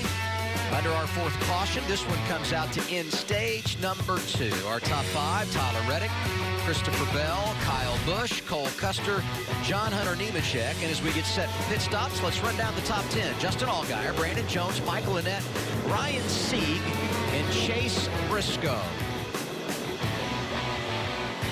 Good comebacks for Briscoe, Busch, and Bell. We'll see what happens on the pit lane here. They're in for stops, Jamie. And Justin Allgaier in 6th right now. He said he's just so tight from the center exit. He said the faster I go, the more numb the front end is becoming. So it's not responding to change. They're going to take another swing at it here, including an air pressure adjustment. They'll fill him up with Sunoco fuel and 4 tires. Regan? Our leader Tyler Reddick in the top right box of your screen. He's really happy with his race car on the bottom of the racetrack, but a little bit too tight up top. Kyle Busch in the bottom left of the screen. He's tight with the front of the car, but loose with the back of the car. So 2 things they need to work on there. And the number 20 car of Christopher Bell, he is too tight that run. Wants to be just a little bit freer. His biggest complaint, though, is he wants them to sweep the top of the racetrack so he can run up there. Tyler Reddick's crew got him 2 positions to the lead on that first cycle of stops. This time they hold serve, so it's the deuce off first. Bell and Kyle Busch come out 2nd and 3rd. Then it's Cole Custer. Michael Annett +3 is inside the top 5. Let's visit with the guy that won our 2nd stage, Tyler Reddick. Tyler Reddick, Brad Keselowski up in the NASCAR Fox booth. You got a copy? Yes, sir. I got you. Congratulations on the stage win. This is one of your favorite tracks. I know you've got a truck win here, and now you're winning stages. Great work. I'm curious, your pit crew got you out front the last stop, and again, this stop, and it looked like your car really took off in clean air. What was the difference? You know, I think clean air is just one part of it. You know, it's really cool to have such a fast Turtle Chevrolet Camaro, man. These guys have been working hard in the off season, and these cars are just great. I know the car is good because I'm not very good at running the bottom, and we're still pretty fast. So hopefully we can keep it going, but I know Christopher's running that top back there. It'll probably get interesting here at the end. 10-4. Well, you do look good on the bottom of the racetrack. It looks like you've been able to find the speed there. I know you're a dirt guy, and sometimes going to the bottom of the racetrack is hard to do, but you've got it done. Yeah, we'll see what happens. Hopefully we keep it going here, but having fun so far today. 10-4. Thanks for talking to us. Good luck in the rest of the race. Thank you, guys. We're going to find out what he's made of right here, because he's got Bell and Busch lining up behind him. We're set for the final stage. We're live in Las Vegas on FS1. Happy you're here. I know. So you had a busy off season, started a new romance. Oh, that's past news. So you're all singled up and everything. Yeah. Okay. So ladies, if you're watching, hit me up on Instagram. We'll go out to a dance bar, our first date, and you guys can see. You've become a little bit notorious for getting out of the race car and maybe losing your lunch slightly after victories. I threw up after Martinsville. A little embarrassing. Is that a regular thing? So when I get out of the race car, if I win the race, my heart rate is through the roof. Heart rate drops, adrenaline wears off, and then that's when sometimes the lunch comes out. If I'm throwing up, that means that I'm winning. So. All right, well, Noah, we appreciate you walking and talking with us. Ladies, I guess check them out on Instagram. They'll have all the dance moves up there pretty soon. That's right. That's right. At Noah Gragson. Make sure to follow.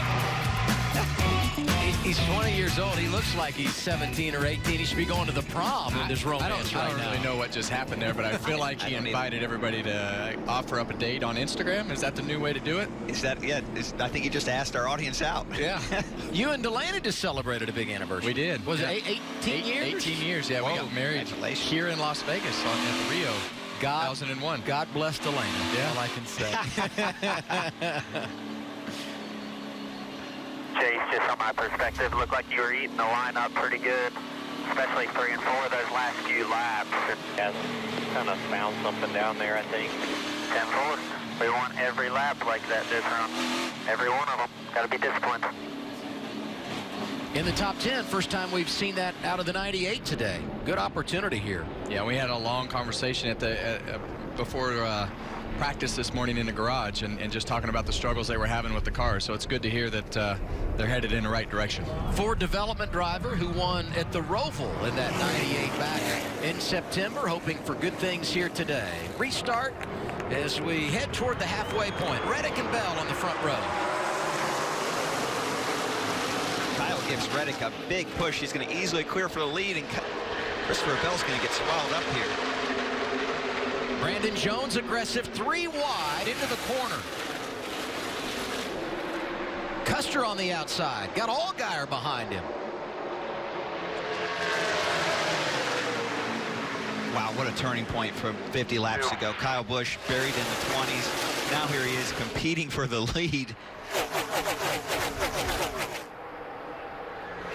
How much are we going to learn here about Tyler Reddick? A lot. I think this is a big moment for him and this team. You know, switch teams during the offseason. We've talked about it and covered it, but now he's got, you know, arguably the best driver that's ever ran in this series on his bumper with new tires, and maybe a little angry. So his ability to hold him off here, if he can do it, will really speak volumes to why he's a championship race car driver. Literally raining everywhere. Yeah, we saw some sprinkles.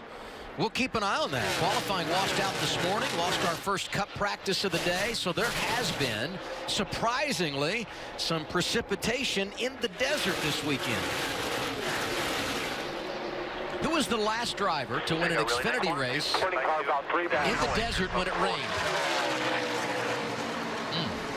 That's a good question. That's a really good question. Well, Brad, it's disturbing that you don't know, because it was you last year at Phoenix. Really? Okay? Oh, wow. I forgot about that one. Thanks for reminding me. I need you to come around with me all the time and tell me these things. Cole Custer working back toward the front. And here's a big mess around 10th. Adam, there's one thing you're going to learn about drivers. We have a very short-term memory, because if you remember if you think about what you did last week, you're behind this week. So you have to forget about all that, good or bad. I understand forgetting the bad, but the good. The only reason I remember is because I was in the booth with all that rain fill during the red flag. You know what I mean? Yes, yes. It's a point of contention with me. Well, I don't think we're going to have to worry about it right now. The clouds have blown by, and we're going to get some great racing and great battles here with 98 laps to go, just past halfway.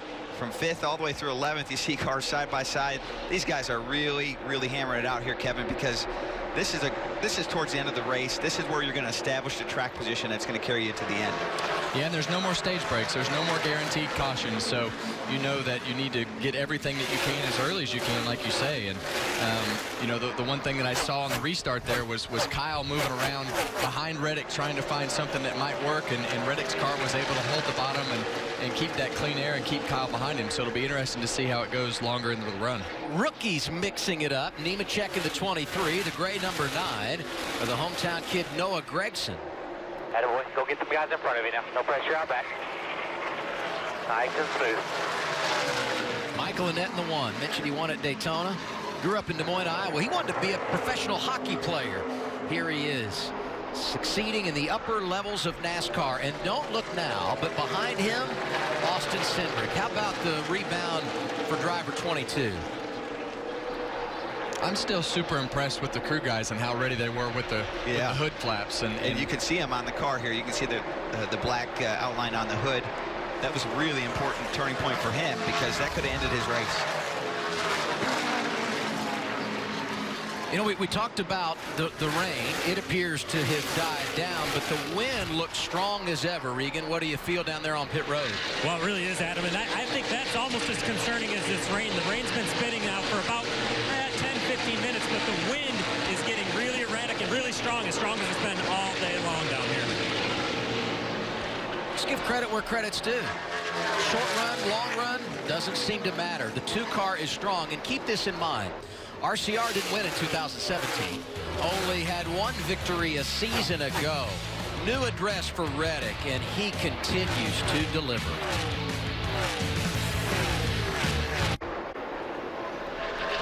Just past halfway for the NASCAR Xfinity Series at Las Vegas, and the battle for the lead is on. Kyle Busch to the outside of Tyler Reddick. 18 is on point at his hometown track. We were talking earlier how much Tyler Reddick likes to run the high groove, and now he gets passed in the high groove. So how soon is it that he moves up there and tries to make the high groove work?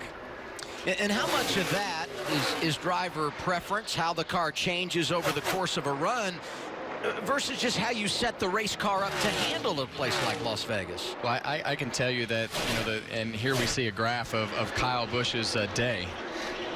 Obviously, it's been pretty far down when they had the loose wheel, and they've done a great job of getting a little bit of luck, using their old set of tires and getting themselves back in position to the lead. So you can't hold the fast cars and the good drivers down long. He's just done a great job getting back up there. And that's probably the saving grace for the team, is if Kyle wins this race, it's probably be a lot easier for him to forget. With almost 200 wins, He is now won everywhere. he may just be more machine than man. Like any well-tuned engine, he never stops, because Kyle Busch only has one speed: win. Monster Energy Cup Series racing from Las Vegas, Sunday at 3:30 Eastern on Fox and the Fox Sports app. Just past halfway for the NASCAR Xfinity Series at Las Vegas, and the battle for the lead is on. Kyle Busch to the outside of Tyler Reddick. 18 is on point at his hometown track. We were talking earlier how much Tyler Reddick likes to run the high groove, and now he gets passed in the high groove. So how soon is it that he moves up there and tries to make the high groove work? And how much of that is driver preference, how the car changes over the course of a run, versus just how you set the race car up to handle a place like Las Vegas? Well, I can tell you that, and here we see a graph of Kyle Busch's day. Obviously, it's been pretty far down when they had the loose wheel, and they've done a great job of getting a little bit of luck, using their old set of tires and getting themselves back in position to the lead. So you can't hold the fast cars and the good drivers down long. He's just done a great job getting back up there. And that's probably the saving grace for the team, is if Kyle wins this race, it's probably be a lot easier for him to forget about it. It's Justin Allgaier time. You were telling us earlier, I think you said it during a commercial break, don't think you said it on the air, Kevin, about how great Justin Allgaier is when we get to the final stage. We've seen it a lot lately, and really a good portion. We get to the final stage. We've seen it a lot lately, and really a good portion a year ago as well. Yeah, and it's something that I feel like we cover every time I'm up here, because of the fact that it just happens consistently with this 7 team. It's like they start off okay, and then they kind of fall back a little bit, and they adjust on their... 5 of those came last year, Brad. That's a big difference to get your last 5 wins. I mean, he's been in this series now for just over 10 seasons, and to have his career best season by that much of a mark shows how dialed in they were last year. The one thing I will say about Justin Allgaier is, a lot of that comeback at the end stuff doesn't show up in the win column. It's those 2nd, 3rd, 4th place finishes that they knock out of a day when they're running 7th or 8th. He's been pretty consistent here today, Jamie, really right in that window of 4th to 7th all afternoon. He really has been, and they've worked on it each stop, trying to make it better, but it's the same result. He just keeps saying how tight that race car is, and I have reported that before this last stop, the front end just felt numb on him. So they're working with it, not getting a lot better, so he hasn't been able to make up a lot of ground. I mentioned Tyler Reddick not letting Kyle Busch get away. That has allowed the 20 of Christopher Bell to get back in the game. He goes below the 2. That's for 2nd as we head to turn 1. Lap traffic all around. The one thing I will say that just happened is the sun just popped out, and I felt like Kyle was going to drive away, and all of a sudden the skies opened up and the sun came back out, and felt like it changed the handling a little bit on these cars. Let's go back and look at the lap traffic. I believe it's the 0 of Garrett Smithley running 21st, and that really did create a hiccup for Kyle Busch, almost allowed Reddick to get the lead back. It was like the 0 car, Garrett Smithley, pushed up a little bit on exit, and Kyle wasn't ready for that. Sometimes it's hard when you're that much faster than another car to predict it. And then Christopher Bell, he capitalizes on all of this in one big bite. He's going to make a run back towards Kyle here. And now problems for Justin Allgaier. What's the issue for the kid out of Illinois, Jamie? Well, Adam, just as I was reporting on him, he's now dropped back to 9th. He thinks he's gone down a cylinder. He's trying to figure out from inside the car what he can do to help it. They're telling him to flip switches. Brad, Kevin, what are some of the things as a driver you guys are doing in this moment? Well, the biggest thing you're trying to do is analyze the problem, but you can see the smoke coming out of the back of the car there, so that's never a good sign. Here's what they're saying on the radio. Yeah, there ain't much we can do, Brad. Just ride it out right here. At the voice of Jason Burdett, the crew chief that's been with Justin since he came back to the Xfinity Series driving that 7 car for Junior Motorsports. There's a look at Jason. To Jamie's point, the Cup cars, you can do a few things with fuel pumps and so forth, and cycling the batteries. The Xfinity cars have a completely different ignition system in it. You can maybe go to a backup ignition system. So you hear him saying it's done. It doesn't sound like it was an ignition system. It sounds like it was something inside the engine. He was hanging on in the top 10, but you saw him drifting back. You heard him say, bring it to the garage. He will be done after finishing 2nd at Daytona and 3rd last weekend at Atlanta Motor Speedway. 81 laps to go at Vegas. It's Kyle Busch, Christopher Bell, and Tyler Reddick, your top 3.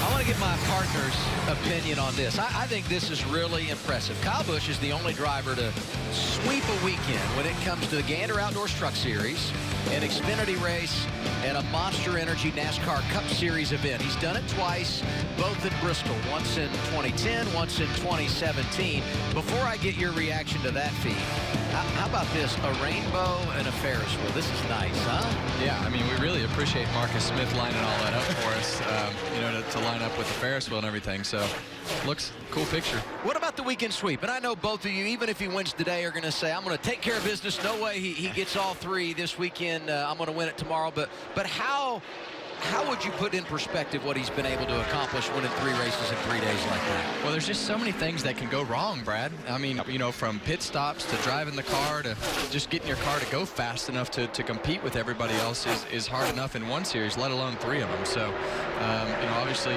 doing that both times at Bristol is really quite a feat, that you don't hit something or have something go wrong. So it's a pretty remarkable accomplishment. I agree. You know, I think winning those and getting all those teams to line up, all the stars to line up, is something. But I think you got to give a lot of credit to him. How many times has he run triples and been able to do that? That's a lot of work. I think Mike Helton said it, you know, hardest working guy in NASCAR. He does. He works really hard, and he's always been able to find great teams and sponsors and pit crews to go with him to do it. I've always wanted to do the triples like he's done. I never could find the sponsors, so I'll give him a lot of credit. He does a great job from the business side to the driving side and beyond. Well, the one thing about Kyle Busch that a lot of people may not realize, that the garage does realize, is just how good he is with the vehicle. And that's really what carries these Xfinity teams and truck teams, in my opinion, is just his knowledge of the vehicles and the things that he can relate to the guys. And then he gets in and drives it and he says, we need to work on this, and this is how we need to fix it, and they go from there. Just over 70 to go. He's a part of a great organization in Joe Gibbs Racing, who right now has 3 of the top 4. They have been so strong this afternoon and really throughout the balance of 2019. And we understand Justin Allgaier has made it to the garage, Jamie. And we had just been talking about how he'd been running 4th to 7th all race. Any indication what happened there? No, unfortunately, I'm not sure exactly what happened, but I think something broke inside the engine, and just a shame because everybody at the Hendrick Engine Shops works really hard. We have very, very, very few failures, and so hopefully we got enough parts there we can diagnose what happened, and you know, I know those guys will be right on top of it, but I just hate it for everybody at Brand Professional Agriculture. We had a big group of people here, everybody back at the shop, all of our partners. Just we weren't quite as good as what we needed to be to contend for the win today, but we had a solid top 5 car, I thought, at the end there, and we just don't have anything to show for it. Thanks, Justin. Adam? Top 5 in his last 4 races here. Disappointment for Justin Allgaier. Green flag pit stops just around the corner. We'll have him next on FS1.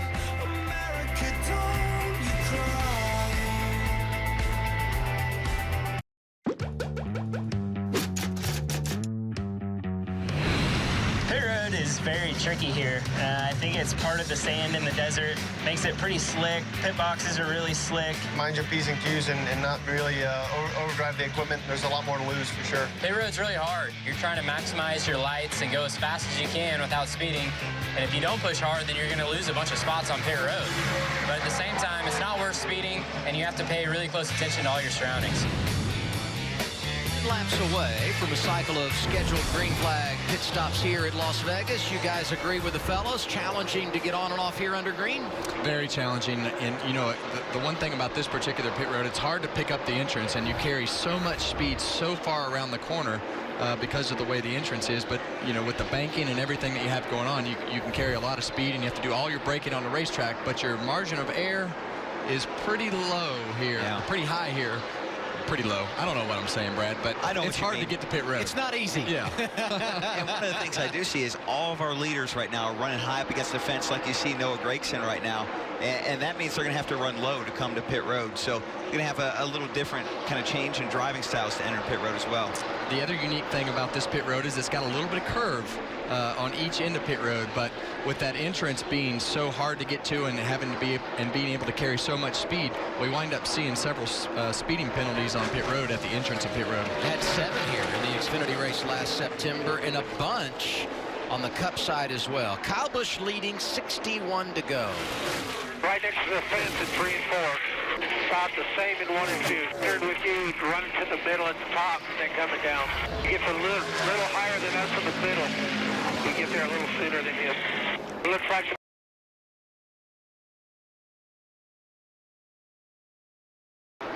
Great info there from the spotter stand as Kyle Busch goes around the 4 of Ross Chastain. Ross trying to get another top 15 finish. He's 15th right now, was top 10.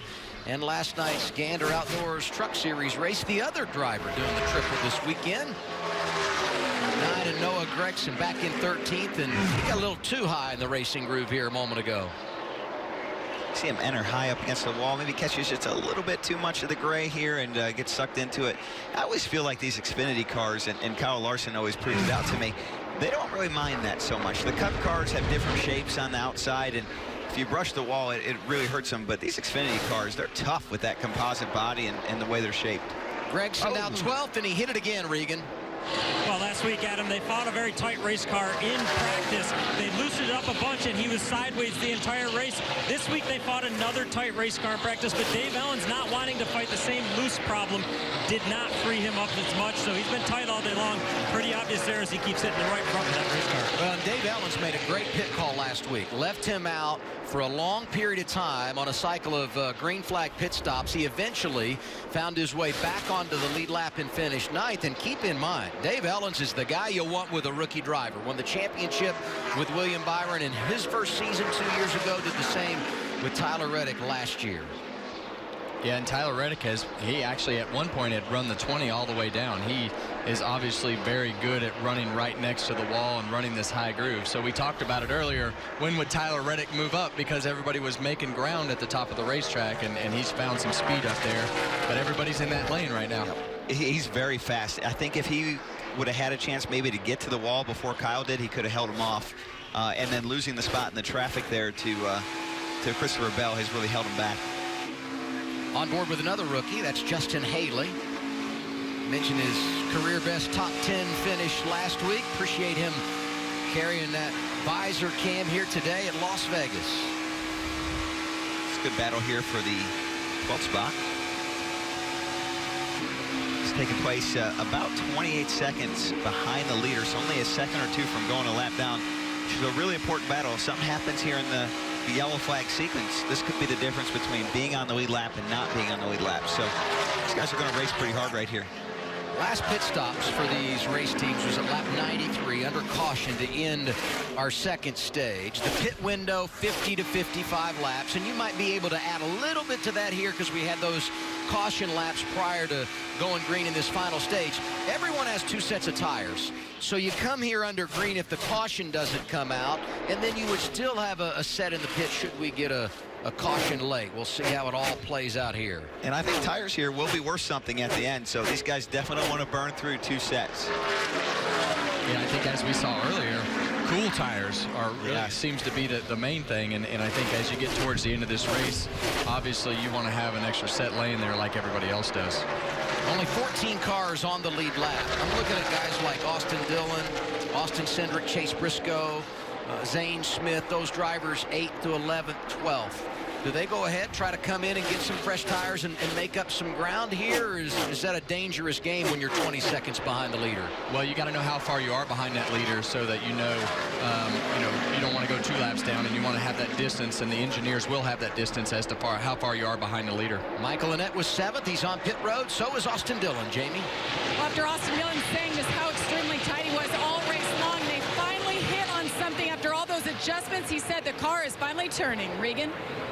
Michael Annett with a solid run, pits from 7th position. He's been free this entire run. He doesn't want to be any looser than what he is right now. Otherwise, he's been tight the rest of the day, so they finally got him freed up.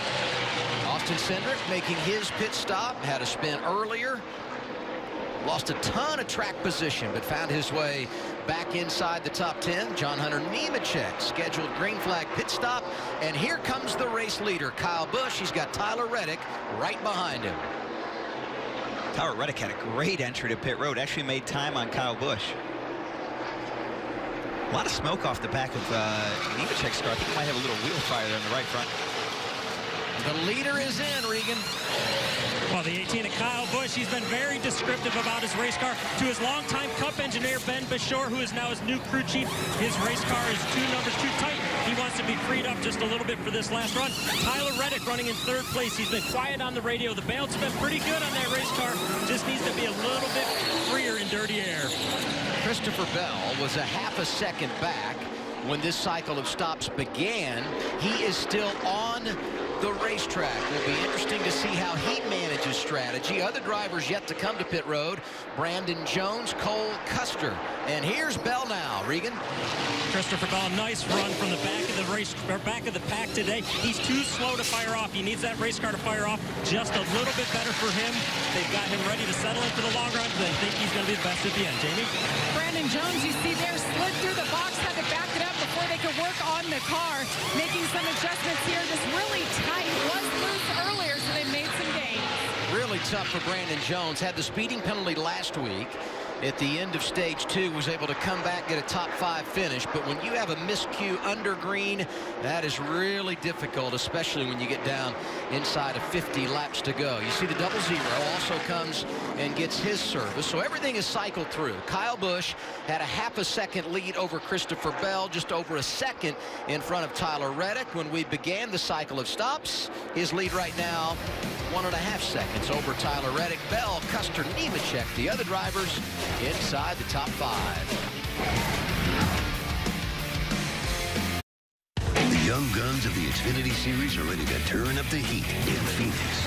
The desert won't show mercy for any of these drivers as they battle their way to the finish. It's a sprint here at ISM Raceway. Put the green flag in the air and turn them loose. Coverage begins at 3:30 p.m. Eastern on FS1. It's part 2 of NASCAR Goes West as we head to ISM Raceway in Phoenix, and we're going to be joined in the booth next week by Eric Jones, who's always good out there, so we look forward to that. And Kevin, when you talk about today's race, cycle of green flag pit stops, Kyle Busch leading, perhaps a missed opportunity for Christopher Bell in the 20, you thought? Well, it was, and we all knew that Kyle Busch would get onto pit road really well, but Tyler Reddick did a great job getting on pit road. They just had a little bit slower pit stop than Kyle, but Christopher Bell waited a lap and wound up losing second position to Tyler Reddick, and that'll be hard to get back as that groove moves up to the top of the racetrack, because that's where Reddick's going. He was a half a second back, was Bell, and now he's almost 2 seconds behind the race leader. Always good to have you up here with us, Brad. Give us an update on your foundation and what you guys have going on. Well, thank you, Adam. I'm glad to be here, too, and I appreciate you guys giving me a chance to shout out my foundation, which does a number of things to help our military and first responders. We had a great weekend last weekend. Auto Trader gave us the car, and we put all the names of veterans on it and hosted some great people. So, and then, of course, winning the race, we have this deal with Lineberg Orthodontics to help give a veteran free health care and free help with their dental needs. So a lot of great initiatives, and we're really proud of the foundation. My wife's a key player in it, and trying to do some good things and try to give back as we've been so fortunate. That was all planned. One of the coolest things that happened last weekend, though, was an unplanned moment when you went into the campground on Friday night. That was awesome, and I know the Fox station down in Atlanta picked up that story. They did. You know, I like to go through the campgrounds. You know, when you watch these races, you see all the campers in our shots, and these are great experiences to come to, and all of our fans have different stories that come from different walks of life, and I like to go visit them and say hi and acknowledge the people that make sacrifices to come to our races. And saw a nice man, Mr. Kiley, who had lost his father and had been coming to Atlanta for 30+ years, and you know, it's really a heartwarming story, and I see those guys and say thank you to him and to all the fans of our sport. 40 laps remaining here on a sunny Saturday afternoon at Las Vegas Motor Speedway. Kyle Busch, Tyler Reddick, Christopher Bell, Cole Custer, and John Hunter Nemechek, the top 5. Some big moments on track for Justin Haley here. Only 34 laps remaining for the NASCAR Xfinity Series here at Las Vegas Motor Speedway. Good to have you with us. Alongside Las Vegas winners Kevin Harvick, Brad Keselowski. I'm Adam Alexander. Kyle Busch leads. He had to battle through a loose wheel, unscheduled pit stop in that opening stage. The man trying to run him down, Christopher Bell, started at the rear. Unapproved adjustments for him pre-race. But here they are, teammates 1, 2. The sun is out. And throughout the afternoon, Kevin, that's had an adverse effect on driver 18. Is it opening the door here for Bell? Well, you know, the top groove is so much about timing and really getting a rhythm down, and I feel like Kyle's car is not as good in the sun, but he's got the track position, so the closer those guys get to him, the worse their car is going to handle, and as long as he can keep that momentum going around the top, I don't think they're going to pass him on the bottom at this point in the run. Looks like with just over 30 to go, Reddick's decided to put it on the edge. He's running the wall, letting it all hang out, Brad. And that lap, he ran the fastest lap of the 3, all the way up against the wall, like you were saying, just by a tiny bit, a 31.42 to a 31.43. But I'm also watching Kyle Busch. He's got some really tough lap traffic ahead. 6th, 7th, and 8th. Michael Annett, Brandon Jones, Austin Dillon, all directly in front of him. And they're going to battle him pretty hard to stay here on the lead lap. You got to, because if you get a caution, you know you're right back in the game. What's the latest on Bell? 1.2 seconds behind the lead, Regan. Well, fun little story from earlier today. I was talking to Kyle Busch's crew chief, Ben Bashore, about his race and what was going to happen today when Christopher Bell walked by, and he said there's no story there to talk to him about. I'm going to win the race today. That's not something we would have heard out of Christopher Bell last year. A lot of confidence in him as a driver right now. It's going to be fun to see if he can chase down one of his mentors, Kyle Busch, up there.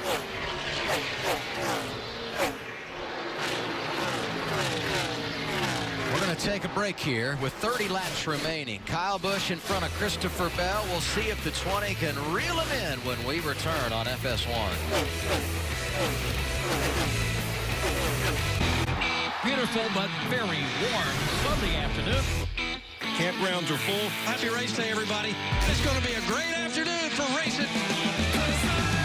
You can't ask for anything more special than what we have here tonight.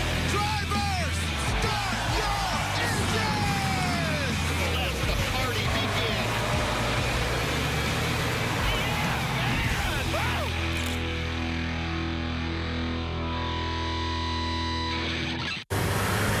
Not much here, except the usual. What if we spice things up a bit? Alexa. What if we turn it up a notch?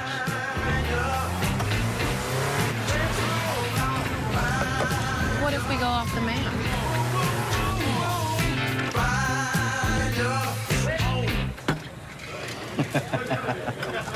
The all-new RAV4. Toyota, let's go places.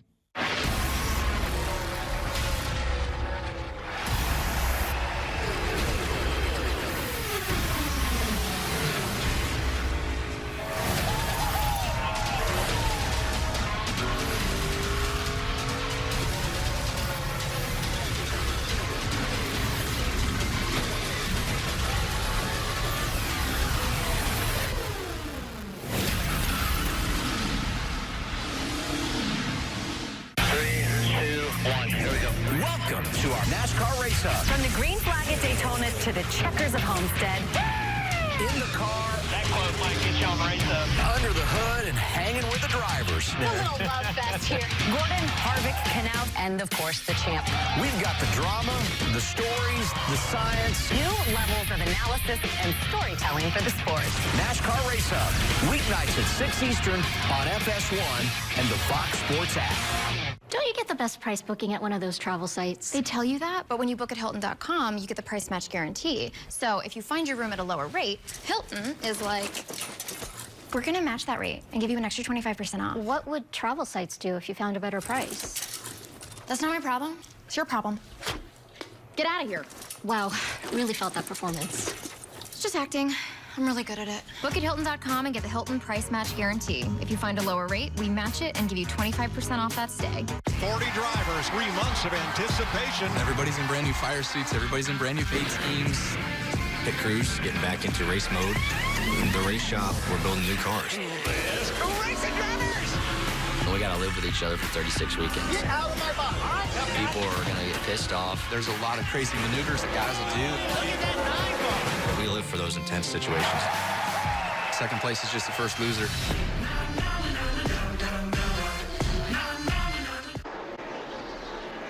It's getting fun here at Las Vegas Motor Speedway. Only 24 laps to go. Kyle Busch leads, but Christopher Bell is there. That's the lap car of Michael Annett in between them.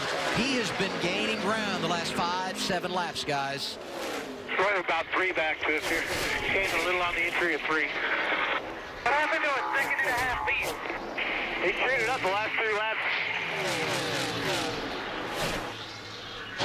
Something just a little bit unique for Kyle Busch today. That is spotter Rick Corelli. That's not his normal spotter, Adam. We got to remember that his normal spotter, Tony Hirschman, spots for the 20 in the Xfinity series of Christopher Bell. So a little bit different communication. I think he wanted to know that 20 was coming sooner than he did. And the focus right now, Regan, is on the top 2, as it should be. But let's point out, not too far behind, third place Tyler Reddick, not letting this duo get away. Well, the one thing that is happening here is that groove is getting right next to the wall. And as we get closer and closer to the end of the race, it seems like they're willing to take a little more risk, Brad. Yeah, and you have to. It's go time here. We've only got 22 laps to go. And I see Christopher Bell, and he is driving into turn 3 hard and fast up against the wall. He's got small corrections with a very small window of error here, and he's hitting it. And I think he's going to have a run right here. Kyle just gave him a little bit of a lane right here, and that's going to be big. Yeah, I don't think... I'm really surprised that Kyle moved down off the wall like that, because he knows that's where Bell wants to be, and he needs to do everything he can to keep the dirty air on the front of that 20 car. Bell peeked to the inside. He's only a 1/10 of a second back. Can he make it work down low? Not this time. Off the corner, slides back in behind Kyle Busch. Clear. 20 and up to Brandon. Well, it's like you said, Adam. Remember how he got his first win against Eric Jones. He pulled that slide job off, and if he can get to that left rear quarter panel, is he willing to drive it in there and slide it up the hill? That was at Kansas, October 2017. Here's the other interesting part. The next lap car they're going to see, Brandon Jones. Oh, he's their teammate. Inside corner. He's right there. And there's a Keep doing what you're doing. Still by 5 out back. There's a bump getting into turn 1 on the high side, and you see Kyle's car, when it hits that, it looks like it upsets it, and he has a tough time getting the car through the center. Oh, this could be it right here. A little wiggle for Kyle Busch. There goes Christopher Bell at the start-finish line. 20, your new race leader. How about that with 19 remaining? And Reddick right behind him. A great 3-man battle for the lead in Las Vegas. And Kyle's going to work him over. He's not going to let him just have this. He's going to get right on his rear bumper. Christopher Bell is pretty loose. Reddick showing what he's got on the long run. Bell hits the wall. Kyle Busch back to the lead. Oh, my goodness. This is going to put Tyler Reddick back in the thick of things. Reddick trying to make his move from third. Oh, my goodness. Christopher had the lead. And he got into turn 3. It looked like just a little too hard for having clean air on his nose. The balance shifted to being freer, and it put him right into the wall. And those are the mistakes that we talked about earlier that can't have happen. Contact there. Bell hit it again, and then he got into Reddick. Back outside quarter. And this is allowing Kyle Busch to pull away. How about these young drivers that are putting it onto the edge and hanging on? Well, they're falling behind right now. Yes. But that, I tell you what, that was in the wall, sideways. That could have been a 2-car wreck. But what a great job controlling those race cars, because that was a wild moment. These two dirt guys are doing exactly what dirt guys do so well. Run really hard, really fast up against the wall. But back to what we were saying earlier in the race, Kyle Busch, the pavement guy, made no mistakes there. And he's going to drive away here for a few laps until these guys can get this straightened back out. They're still less than a second behind. The question becomes, does one of them separate from the other and have an opportunity to run down Kyle Busch? And the other factor in all of this, 16 laps to go. And Kyle has moved back down the racetrack. Clearly, he was not happy with the way his car was driving, and he has moved back down the racetrack and slowed down a little bit. So you see Christopher Bell, he was actually a little bit further off the wall than he'd been, but the balance just shifted on his car. Got loose. And he got loose, you know, but he was running behind Kyle Busch before, didn't have the air on his nose, which usually tightens the car up. And once he cleared him, he got in the corner, and that baby just didn't want to stick. It'll be interesting to see if the 20 can run him back down. Here's another shot. And he thought the 2-car was coming up right there, and he just ran out of racetrack and wound up having to rub the wall a little bit there to as he was trying to slow down because the 2-car was coming up.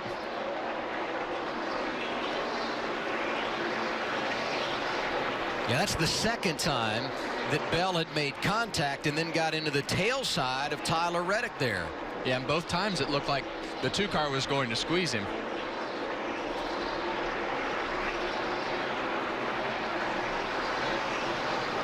These guys are playing a little bumper tag.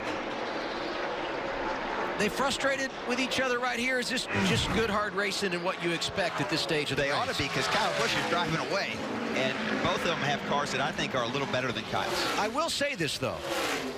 Once they got together, the advantage for Kyle had jumped back over a second. It was down to 0.8 there last time around. We'll see what it is at the line. 0.95, 0.86. Bell's hanging in. Well, I don't know how much damage it did to those cars. I don't think it did too much, Brad. It doesn't appear to, but I can tell you that Kyle Busch's car is not right now. No. He's moved back to the bottom of the racetrack, like you said, but it is not handling good, and the top of that racetrack has a tremendous amount more speed than what the bottom of the racetrack does. But obviously Kyle feels like his car's better on the bottom because that's where he's running. Just hit the wall off of turn 2 here. Look at he loses the nose, looks like off the corner. He's got to clobber the wall on the exit here. May remember he hit the wall yesterday, final practice, and we get a caution with 12 to go. And with only 6 cars on the lead lap, everybody's got a set of tires. I think we're going to see some pit stops here, fellas. Absolutely. What we did just see is some great racing, though. That was fun to watch. And that's J.A. Jr. driving for B.J. McLeod, who had the incident to bring out our 5th caution of the day, and very similar to what we saw last week. A late caution put some pressure on the pit crews and also put it in the hands of the drivers for a late restart. Not what Kyle Busch wanted to see. Here's what happened to J.A. Jr. coming off the corner. Just loses it off of turn 4 here, slides through the grass. Doesn't look like he has any major damage. Making his first start here at Vegas.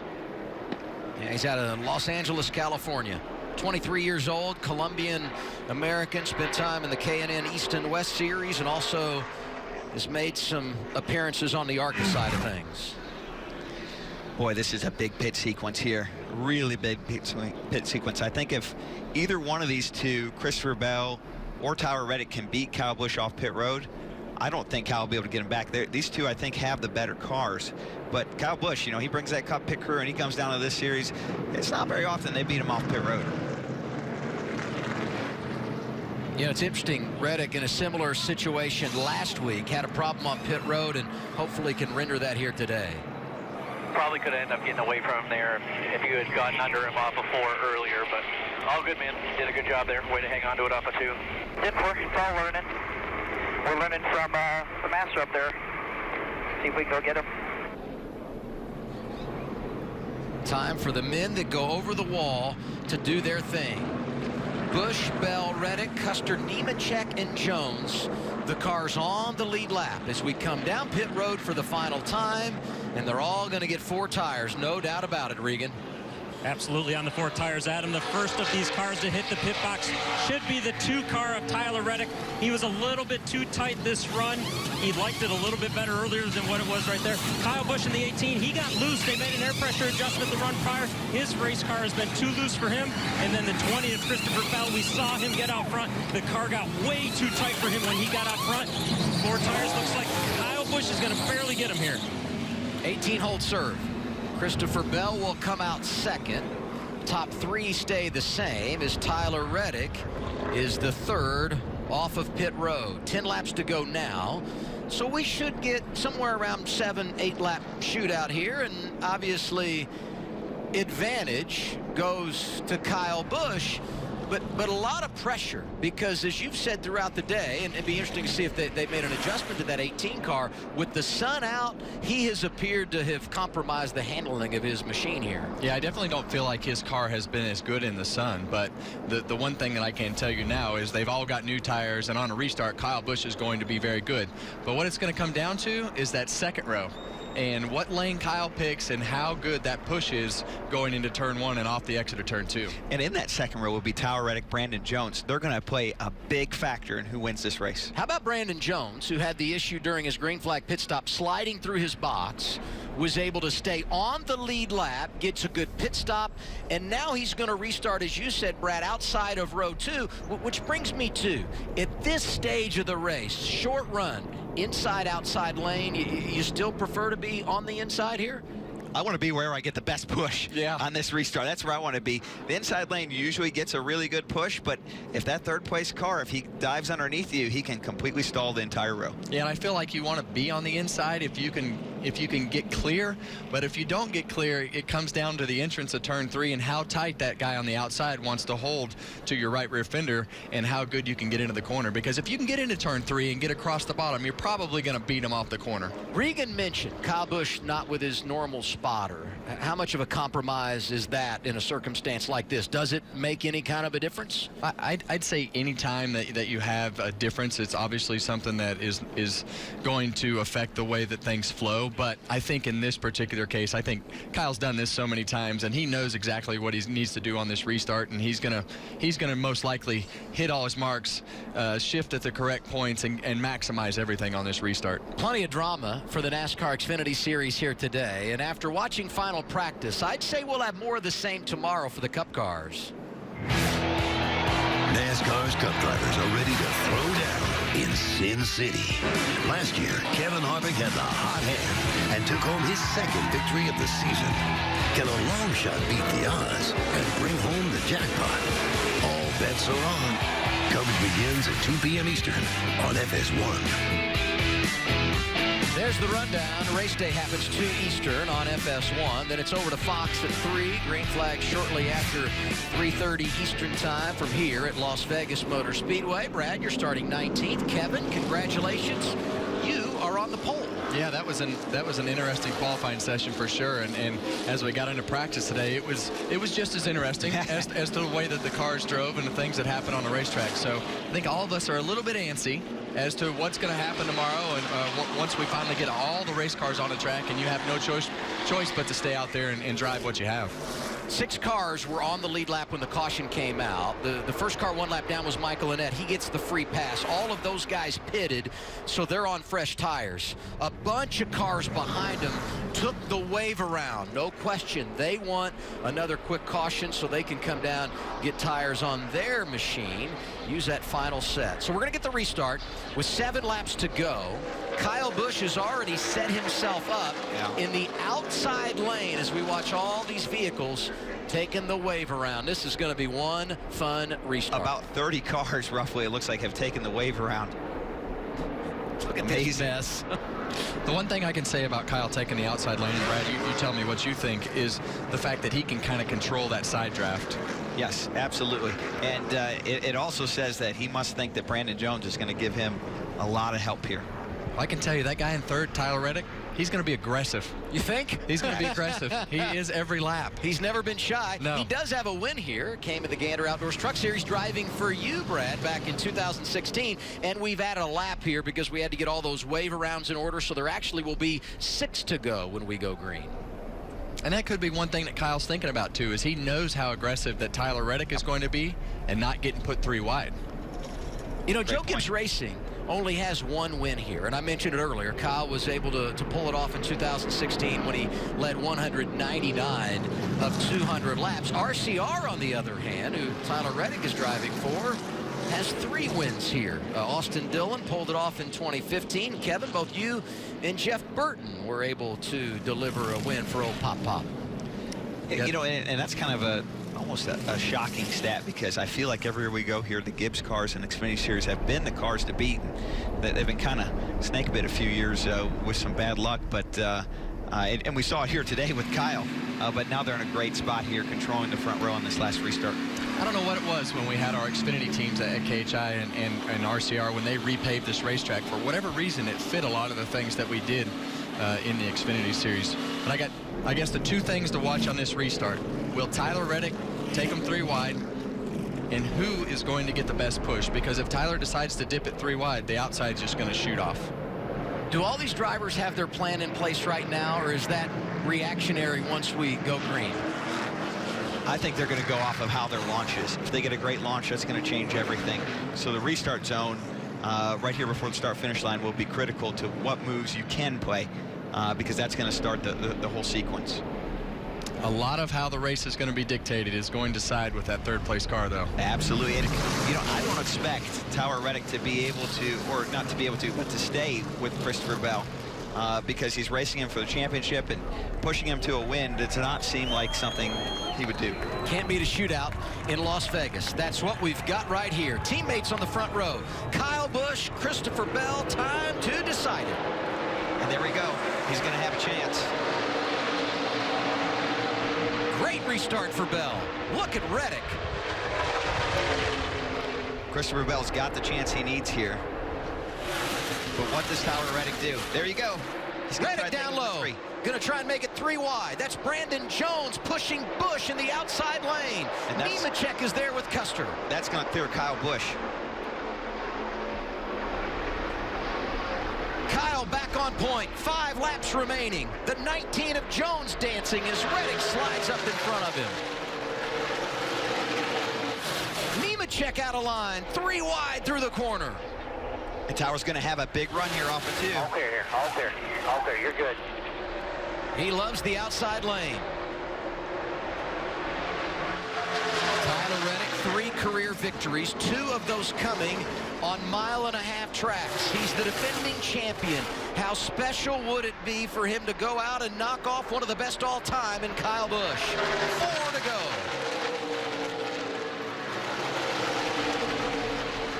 Tyler's not going to give up on this second lane. He's trying to build a big run off of turn 2 so he can get underneath Kyle into 3. But Kyle is just so strong right here on these short runs. No pressure on the back by 5, just you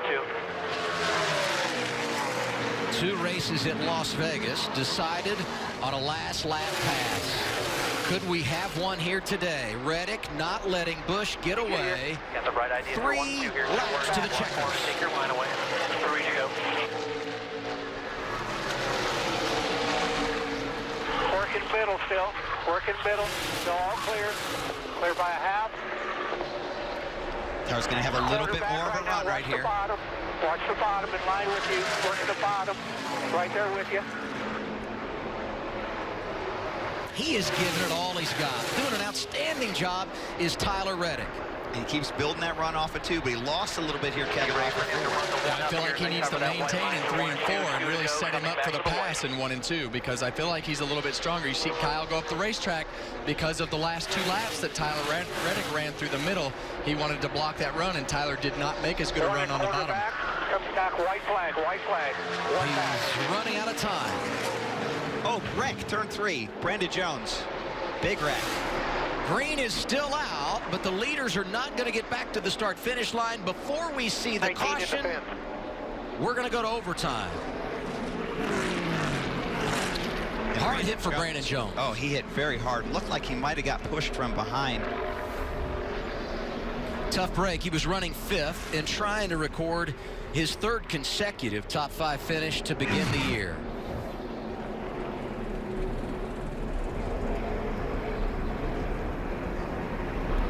And this racing has been outstanding since we got the green flag with 6 to go. Man, he went nose first after contact with Cole Custer. Yeah, and I don't know exactly what happened off of turn 2 over there. I think something was wrong with the 19. I don't know if you saw it, Kevin, but it almost looked like he blew up before he got to the corner. Yeah, something happened coming off of turn 2. There's almost fluid or something coming out of his car. Wow, that was a violent hit. But the good news is we did see the window net come down for Brandon Jones, an indication to safety workers that he is alert. And we'll take a look in a moment, but Brandon is out of the race car and walking around talking to medical personnel on the scene. Thank goodness for the Hans of Ice and the safer barriers. That is a very, very hard hit.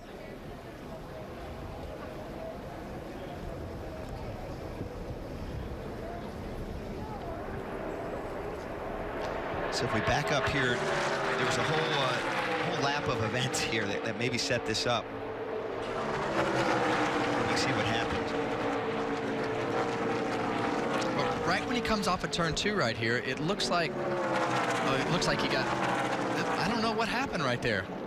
Yeah, I don't know either. He definitely slows down. Maybe he catches the wall a little bit, Kevin.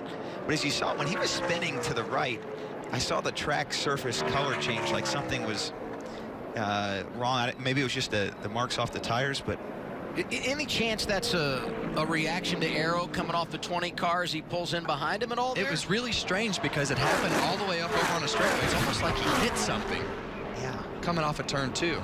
I'm just glad he's out of that race car. But that camera, you can just hear and feel how hard of an impact that was. It's a great camera shot by the Fox team. And I tell you what, there is no comparison to hitting a concrete wall on that safer barrier. It has changed the game in the safety of our sport. And you know, as a driver who has hit a concrete wall, thank God for those safer barriers. Well, it absorbs so much of that energy. In this shot, I'm not sure if it'll show, but the collapse of this wall, the concrete is not going to give, and the impact lifts all 4 of those tires. Look at the air cleaner coming out of the car. Oh my goodness. Wow. So safer barrier again, steel and foam energy reduction. So you see the steel, that wall, it's painted yellow. You see the logos on it. That wall is actually a metal wall, and behind it are foam blocks and then the concrete wall, which gives it a chance to absorb. It almost reminds me a little bit, Kevin, like an indoor go-kart track, the same concept. And you know, if you can make the wall dissolve some of the hit, that can make a huge difference for the driver. And there are a number of things that are designed into these cars, but when you see a car hit the wall like that, the front clip is designed to crush and go away along with that impact from the wall. So a number of safety devices that are built into our cars. Cleanup continues here at Las Vegas. Under caution for the 6th time today. This one will send us to overtime. Kyle Busch leading Tyler Reddick when we return. Pitted here. Getting set for an overtime finish for the NASCAR Xfinity Series here in Las Vegas. Leaders were coming to the white flag when this happened, going down the back straightaway. Brandon Jones hard into the outside wall. And just a really strange instance right here. I can't really tell what happens because you see the car. He had speed. Bounced funny right there. Yeah, and he had speed and momentum exiting the corner, and you shouldn't lose that down the straightaway like he did. He has a little bounce here. And then he pulls down. I don't know if it's to block, if it's to pit. I can't imagine. That's a pretty big block. But Cole Custer, I just don't see where he had anywhere he could go. No. Remember we got that caution with 10 to go? A bunch of guys were a lap down, took the wave around. They got the caution they needed. They've come down pit road and got fresher tires as we take one more look at this accident. Here are the drivers in the top 6 that had pitted prior to the caution. Kyle Busch, Tyler Reddick, John Hunter Nemechek, Christopher Bell, Cole Custer, and Michael Annett. Let's hear from the 00 who was involved in this accident. Yeah, I don't know what to tell you. I mean, he came across my nose all the way to the box. I was obviously had a fender on him. I don't know what to tell him. Yeah, stay in his lane is what he needs to know. Come across your nose, but turned himself back into the wall. Focus ahead here. We're going to go get this win. You didn't do nothing wrong there, man. And that's exactly right. I mean, you know, when you have a run like that coming up on somebody and you throw a block, but for all we know, Brandon was coming to the pits because of whatever happened off of turn 2. So I don't know if he, like you said, Brad, was he blocking or did he have a problem trying to get out of the way? But either way, it's not. I don't put any of that blame on Cole. I mentioned those drivers that came down with 10 laps to go that are the top 6 here for the restart. Behind them, coming down and pitting at lap 202, Noah Gragson, Austin Dillon, Ryan Sieg, Austin Cindric, and others. 10-lap fresher tires. What difference does that make, and can it pay dividends on a 2-lap shootout here? Oh, I think it's going to pay big dividends. We saw it earlier with Kyle Busch when he put just tires that were cooler on. And what I see happening here is they're going to get much better drive on the restart, and they're going to build runs to take the 3rd, 4th, and 5th place guys 3 wide possibly on the outside. So I would definitely looking for that to happen, and it'd be interesting to see what happens with Kyle Busch here as well. NASCAR overtime, a 2-lap shootout. Once the leader gets the white flag, the next flag ends the race, whether it be the caution or the checker. But if we get the caution out before the race leader is able to get back to that white flag, we'll reset them and do it again, and we can do it all afternoon if we need to. And once again, Kyle Busch takes the outside lane. Tyler Reddick this time will be to his inside row 2. John Hunter Nemechek and Christopher Bell. What I'm watching here is now that they have 10 laps on their tires, good chance for wheel spin in the restart zone. Kyle Busch is very good at managing that. Tyler Reddick, of course, he's last year's champion, but doesn't have the reps that Kyle Busch has. We'll see what happens here on the launch. And I feel like John Hunter Nemechek in the 3rd spot is a really good restarter as well. So, you know, if Reddick can get going, you know, I think he could be a good pusher, but so could Christopher Bell. So it's really like the last restart. Does the 3rd place car take them 3 wide? Do the front guys launch well? And who can get the best push? Great anticipation. The pace car is headed to pit road. It's time for overtime in Las Vegas, sponsored by Credit One Bank. We need to drag it back as much as possible. If you're ready. 23 is ready for a big push. Ready. You see Kyle Busch hand out the window, motioning Christopher Bell. Teammates working together. Gragson out of line. Problems for Custer on the restart. And here's Reddick hanging tough on the inside lane. Tight on your door. All right, he's going to draw back even here. It's going to be a big battle into turn 3. Here, pulling back all the way back. Stay up tight. Stay up tight. Down off. Hook that line. Nice and easy. Don't overdrive it. Reddick not letting him get away. Bell up top. And there goes Reddick spinning out. Kyle Busch coming back to the white flag. Caution is out. We will have a 2nd overtime. Huge damage for Zane Smith and Austin Cindric. It's our 7th caution of the day. Major damage across the field. So John Hunter Nemechek and Austin Dillon is going to get through. Austin Dillon, I believe, has newer tires. He does indeed. He was one of those that had taken the wave around. 12-lap newer tires. And pitted at 202. And there's the damage for Christopher Bell. Obviously went through the grass. And Zane Smith sitting idle there in the infield. Older tires. Kyle Busch is going to get right on the outside of Tyler Reddick against what we already said coming into this whole race. Turns 3 and 4 in the wind. And it's just going to pull. Just got loose. Yeah, it's just going to pull him right around. It's going to collect Christopher Bell and a whole list of others. And we talked about this in the pre-race. You knew this was going to happen in this race. Kevin, turns 3 and 4. Very difficult. Windy conditions, old tires, side drafting. It's just a matter of time. Well, I think it's very smart on Kyle Busch's part, though, to be in control of being on the outside like that, because he didn't want this to get pinned down and have this happen like it did to Tyler Reddick to him. So he, on the outside, you just have a little more control of that. So much more vulnerable, right, when you're on the inside, because that air will just suck you around, especially when you're running this tight. Well, and it's like Brad said, you know, turns 3 and 4 is difficult by yourself going through that corner. So to run through there side by side, and at the end of the race, these guys are not going to let off. I anticipated. There's no give. No give left. End of the race. That was for the win. If Tyler Reddick could have held serve with Kyle off that corner, he would have won this race. And so he had to try. Great pictures there from our group here at Fox NASCAR. And let me tell you, the men and women behind the scenes do an unbelievable job in the elements each and every week, so you can enjoy shots like this. You know, I thought we might see the big one here tomorrow, given the close quarter racing. I didn't anticipate it here today. Overtime is turned into a race of attrition at Las Vegas. And Christopher Bell will have to have a tail on his car to continue, I believe. because you have to have the tail on the car. Well, he's missing a splitter as well, so. Hey, I'll say this. This is where a victory helps a lot. I mean, he's been running up front, scored a lot of stage points and all that. But once you have a win, you get in a situation like this where you finish deep in the pack, you got something to fall back on. A major shakeup across the board here, you know, from contenders in our point situation. Christopher Bell obviously leading the points. Tyler Reddick right behind him in second. And now all of that is gone. Doesn't mean a thing. I'll tell you who really made out in this, though, is Cole Custer. Had a major issue. It sounded like maybe he ran out of gas on the restart. It was going to fall way back. He's third in points. Now he's going to make up a ton of ground on those guys. Yeah, he's running P8 with new tires, and I don't think the pushing and shoving is over yet. Let's run down the guys that do have tires. Kyle Busch, John Hunter Nemechek, pitted at lap 190. Austin Dillon, one of those drivers that had taken the wave around, he pitted at 202. He'll restart third.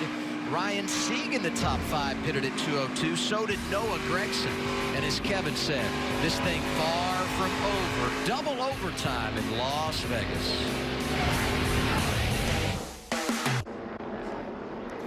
It has been an interesting day, to say the least, for these NASCAR Xfinity cars here at Las Vegas Motor Speedway with Kevin Harvick, Brad Keselowski.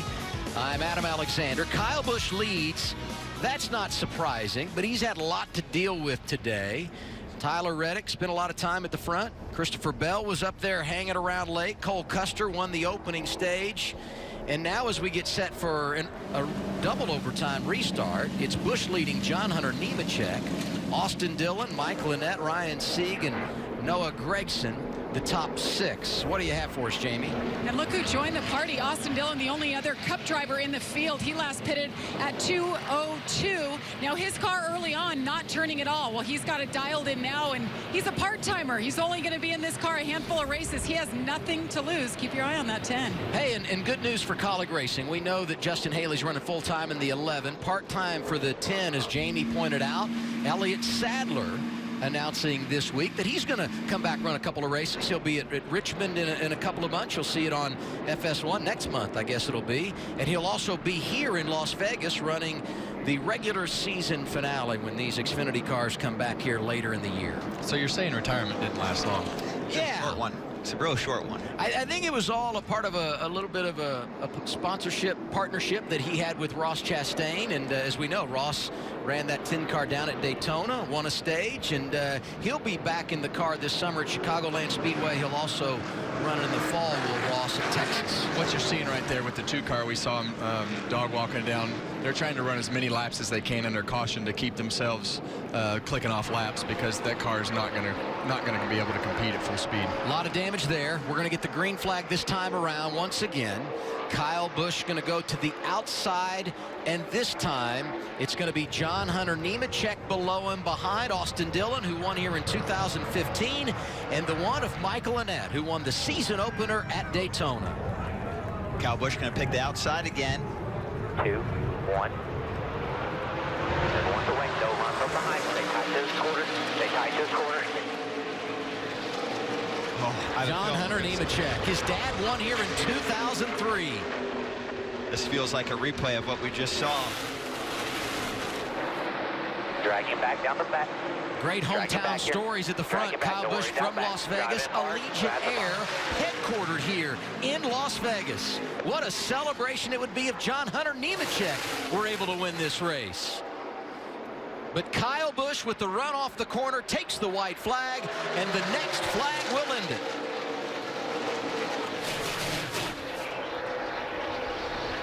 Dillon inside of Annett. Noah Gragson on the outside trying to get to third.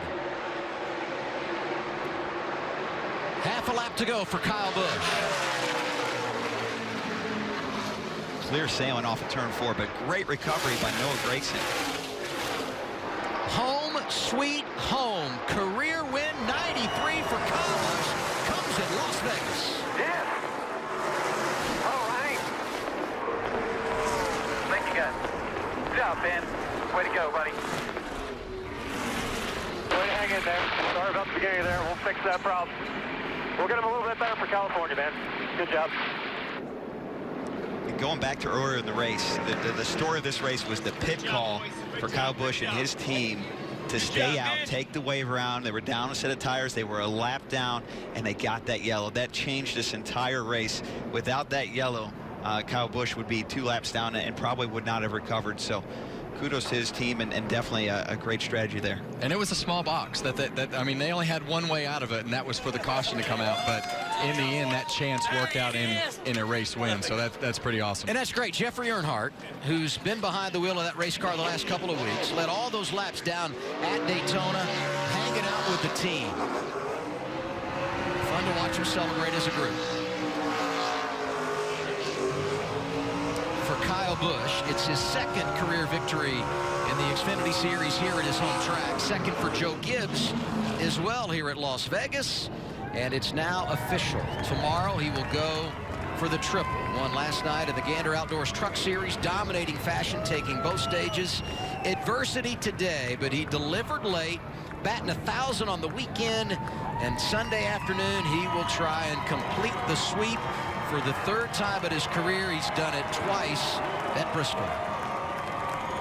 And, you know, this is obviously Kyle's hometown, so to win in your hometown is a lot of fun, and he's obviously done it back-to-back, and he'll be a force to be reckoned with tomorrow as well. Let's go big picture for Joe Gibbs Racing and Toyota. They were 1, 2, 3 in the Daytona 500.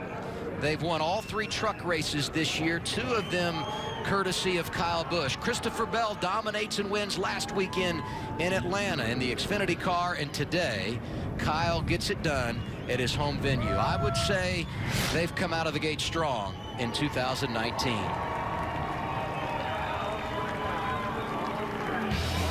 So Busch wins it. Great day for Noah Gragson, another native of Las Vegas. He comes home 3rd here today.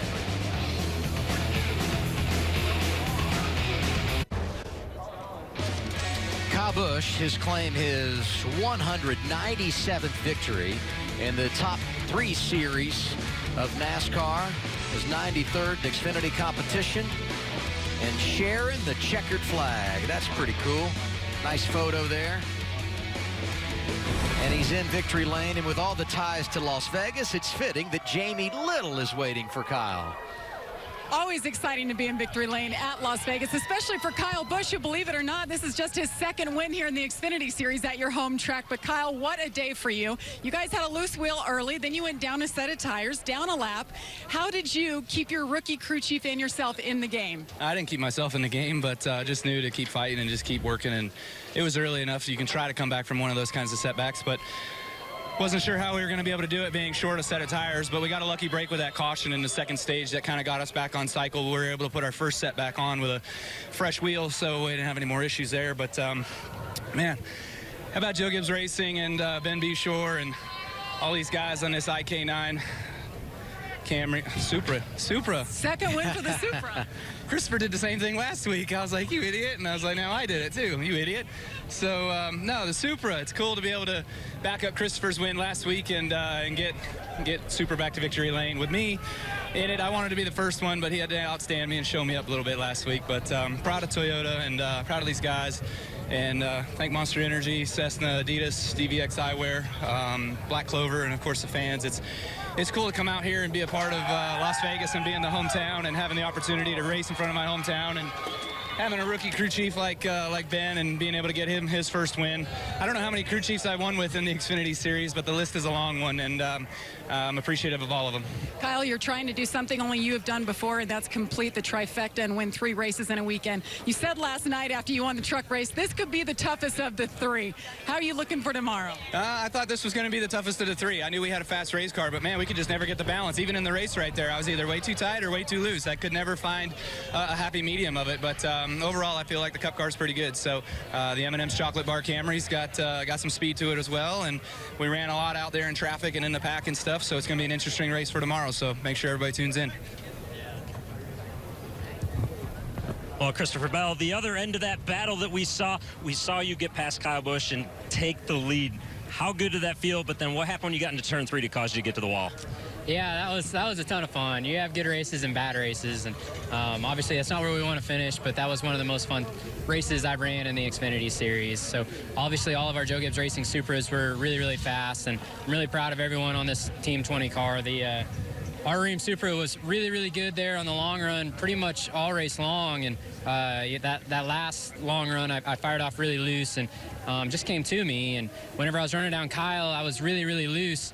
And then as soon as I got in front of him, I went into turn 3, and I just got tight and hit the wall. So it was unfortunate that I got into the wall and he got back by me, but ultimately we didn't finish good because of my restart errors. So just got to clean up restarts and do a better job of that, and hopefully we'll be able to close out a couple more of these.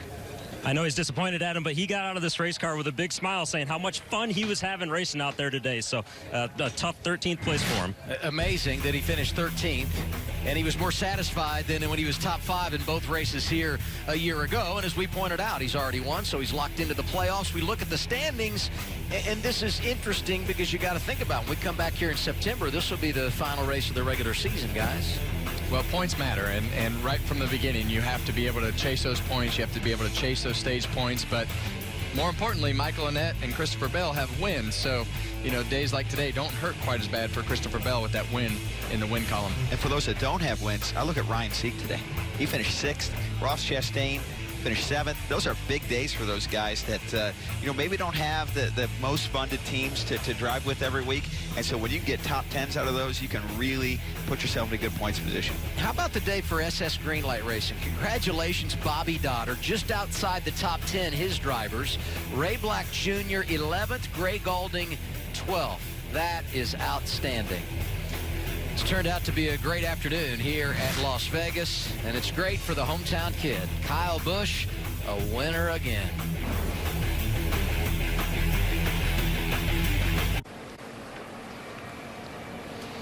It's all over at Las Vegas for the NASCAR Xfinity Series. Today, the man carrying the checkered flag is Kyle Busch. Runner-up, John Hunter Nemechek. Here's Regan Smith. Well, that's right. Runner-up John Hunter Nemechek. You had the lead down the back straightaway. For a split second, did you think that maybe you're going to inch out ahead of Kyle Busch there? Yeah, I was hoping Austin Dillon was going to be able to come back and give me a little bit of a push there, but the one got to his right rear quarter, the 18 and I were side by side stalling out, and the guys behind us got a huge run. So the one car gave him a huge push, that's for sure. They're the 18 into 3, but we gave him a run for his money. A match his restart. I've been beat by Kyle too many times through the late model days and now into the NASCAR Xfinity Series. So hopefully we can come out on top. But huge shout out to GMS Racing, Maury Gallagher, everyone involved, Allegiant Travel, Fire Alarm Services, Essential Water, just everyone that believes in me to be able to come out here and do this. And hopefully we can build momentum off of this and continue it into the next few races. A solid day for John Hunter at a home racetrack for not only his car owner, but his sponsor, Allegiant Air as well. Jamie? And it was a home game for Noah Gragson, another Las Vegas driver. He brings it home 3rd today. And Noah, last lap, I looked up, you were 5th. How did you jump 2 spots right at the finish? Just never giving up really throughout the whole race, and my crew, they put me in great position there for the final 2 restarts after we pitted and had a fast switch, be more Camaro. That's all it came down to it. There at the end, we made positive adjustments throughout the whole race and had it when it counted on the money stops. So restarted on the outside behind my teammate Michael Annett, and then gave him a good push and then got to his outside and was able to roll the top. I started rolling the top about midway through the race and started picking up, learning, and figuring it out. So just taking notes in my brain, trying to learn. We have one goal, and that's to get to Homestead. So this is great motivation for our Switch JRM team. We just need to keep our heads down and keep on digging. Tapped the wall a couple of times and kept digging, brings it home 3rd. Adam? A real fun afternoon here at Las Vegas Motor Speedway for the NASCAR Xfinity Series, and so many guys to celebrate in this race, Kevin. Well, Noah Gregson's obviously one of them that needs to be celebrated. He had a tough time last week at Atlanta. They struggled a little bit at the beginning of the race, and they got that car turned around, and he was aggressive and had a great finish. So he's just one of many. Final thoughts, Brad? Tyler Reddick. The Gibbs cars are outstanding in this series. This is, to me, a big showing for Tyler Reddick. He ran with them all day. Of course, had a great run last week in Atlanta. he's showing that he can be a real threat with RCR. One item left on our to-do list in Las Vegas. Monster Energy NASCAR Cup Series here tomorrow. You're on the pole. What do you think? Well, it's going to be an interesting race. I still don't think we really know exactly what to think because we haven't had all the cars on the racetrack yet. So it's going to be a very interesting day to see the balance between handling and strategy and all the things that come with running in traffic. You're trying to go back-to-back here at Las Vegas and in 2019, starting 19th tomorrow, Brad. Yeah, not starting where we want to start, but to Kevin's point, we have no idea what to expect tomorrow. I think you're going to see some pack racing. I think you're going to see sometimes the leaders might spread out and somewhere maybe all over the place, but we know we're going to give it our best. All right, we'll see you guys tomorrow. Thanks for being here today. Great job. And we should remind everyone, our coverage from here in Las Vegas begins with race day on FS1 at 2 p.m. Eastern Time. Then we shift over to Fox at 3, green flag from here in Las Vegas shortly after 3:30 Eastern Time. Big win for Kyle Busch today. He goes for the triple tomorrow. More post-race reaction. Let's go to our Race Hub studios and Shannon Spake. Hey, thank you so much, Adam. Great job up there today, you guys. 2 down, 1 to go for Kyle Busch, as Adam just mentioned, as he's going for the trifecta out there in Las Vegas. Won the truck race last night. Says his car in the Cup race is very, very good. But I think we have to give a lot of credit to the entire Gibbs organization. Back-to-back wins, as Christopher Bell won 1 week ago. But where they were running before all of those wrecks started to happen. Yeah, there was one point. I know Tyler Reddick was kind of an X factor. He was right in the middle. But there was at one point I went, oh, my gosh, Joe Gibbs Racing, they looked like they could run 1, 2, 3. And 2 of those drivers, Kyle Busch and Christopher Bell, having to overcome some huge problems and adversity. So that was pretty impressive. Yeah, it was amazing to me with I think the first green-white checkered that we came to. All 3 of those cars were in the top 4, and then Brandon Jones unfortunately got caught up in that wreck with Cole Custer. But it's pretty awesome. I mean, Gibbs is having an amazing year, not only in Cup but also in the Xfinity Series. Okay, let's show you how the race took place from start to finish. As we just mentioned, Christopher Bell did have to start from the back of the field, so he certainly had his work cut out for him, and that was, of course, because of unapproved adjustments. You hate that when it happens before the race. And then the big one, lap 2, we had the 90 and the 35 get into each other. Big wreck right there, guys. There were some hard hits today. I mean, they're running so fast around this mile-and-a-half racetrack. That was one of many. And right here is lap 14. Kyle Busch had made his way in the top 5. A loose wheel had to make an unscheduled pit stop. Yeah, but I think this is going to make it interesting because now we actually get to see Kyle Busch come through the field. Austin Cindric, he spins out on lap 59 with just a little tap right there. He was able to get back onto the racetrack, though. Yeah, the number 8 just got a little bit loose underneath him, Zane Smith, and ended up getting into his left rear. Tyler Reddick wins stage 2, super fast throughout that stage. And here we see Kyle Busch taking the lead on the outside. The 18 car, once he got back to the front, was clearly one of the best cars. And that was a great battle that we saw between Busch and of course, Tyler Reddick and of course, Christopher Bell as well. As you see this right here, those guys would go back and forth. And really kind of, we thought at some point it was anybody's race between those guys. These guys were racing every lap like it was the last lap. There you see Christopher Bell, Brandon Jones. I'm not sure Brandon Jones, the 19, if he was trying to block Cole Custer. I didn't see anything wrong that Cole Custer did. Another very hard lick for Brandon Jones. Brandon Jones did get out of the car. It was a very hard hit, so good to see that. Yeah, and here we see Tyler Reddick get loose underneath 18. When it gets down to the end of the race, you're just not given as much room as you give earlier on. I don't think either guy did anything wrong right there. It's just the 2 got a little bit loose. And of course, it did not happen on the final restart. John Hunter Nemechek was on the inside. Kyle Busch was able to drive to victory lane despite the fact that he had some real pressure from some of those young drivers. And those guys wanted to get to victory lane. What a task it would have been for them to beat, as they said at one point during the race, the master, who is Kyle Busch, his 93rd career win in the Xfinity Series. I think you just have to sit back and admire that for a second, right? It's unbelievable. I mean, I feel like every time Kyle Busch is in a race that it's just a given that he's the guy you want to choose to win. Clearly in the Gander Outdoors Truck Series and in the Xfinity Series, every single one of those races he contends to win. But 93 wins. I mean, it's crazy. Well, think that. In the laps he led today, think about this. In his career in Xfinity Series, he has now crossed over leading 19,000. Wow. That's 19,000 laps, and that's just in the Xfinity Series. That is quite an amazing feat. Take a look at this. Kyle Busch, 197 wins across all series. So he's getting closer to that 200 mark, which I know it isn't apples to apples with Richard Petty, but that's a huge feat for him. No matter what series, when you take the top 3 series of NASCAR and you're 33 years old, he'll not be 34 in the May, and you can get even close to 200, he may be there before they come back home from the West Coast. Do you think he has all of his trophies? I don't know. I wondered that. I'm like, how big a room does that take? That would be a warehouse. It would be unbelievable, a large house. Who impressed you the most? I mean, I know Kyle, every time he's in the field, especially when he has to go to the back and make his way to the front, outside of the 18, who was most impressive? Yeah, I know the finish is not going to show it, but I've got to say Christopher Bell, and I know that's right there with the Joe Gibbs camp. I mean, had to start at the rear of the field because of those body modifications. He cracked the top 5 before the end of stage 1. So to me, very impressive run.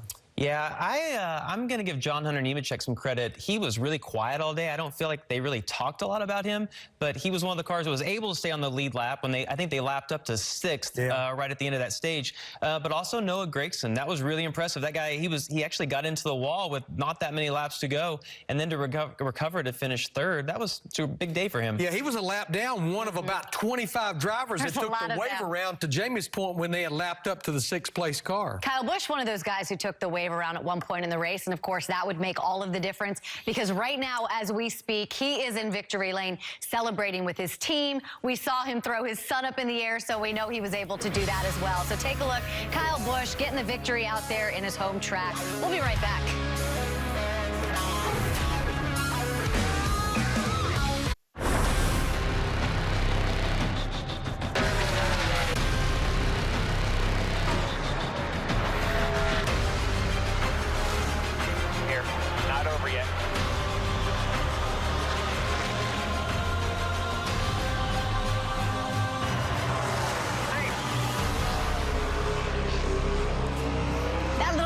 Jacked that Kyle Busch got to victory lane today. I love that. Seeing him up there, and I think Kyle went up and showed him the flag. Good for you, rooting on Kyle Busch out there.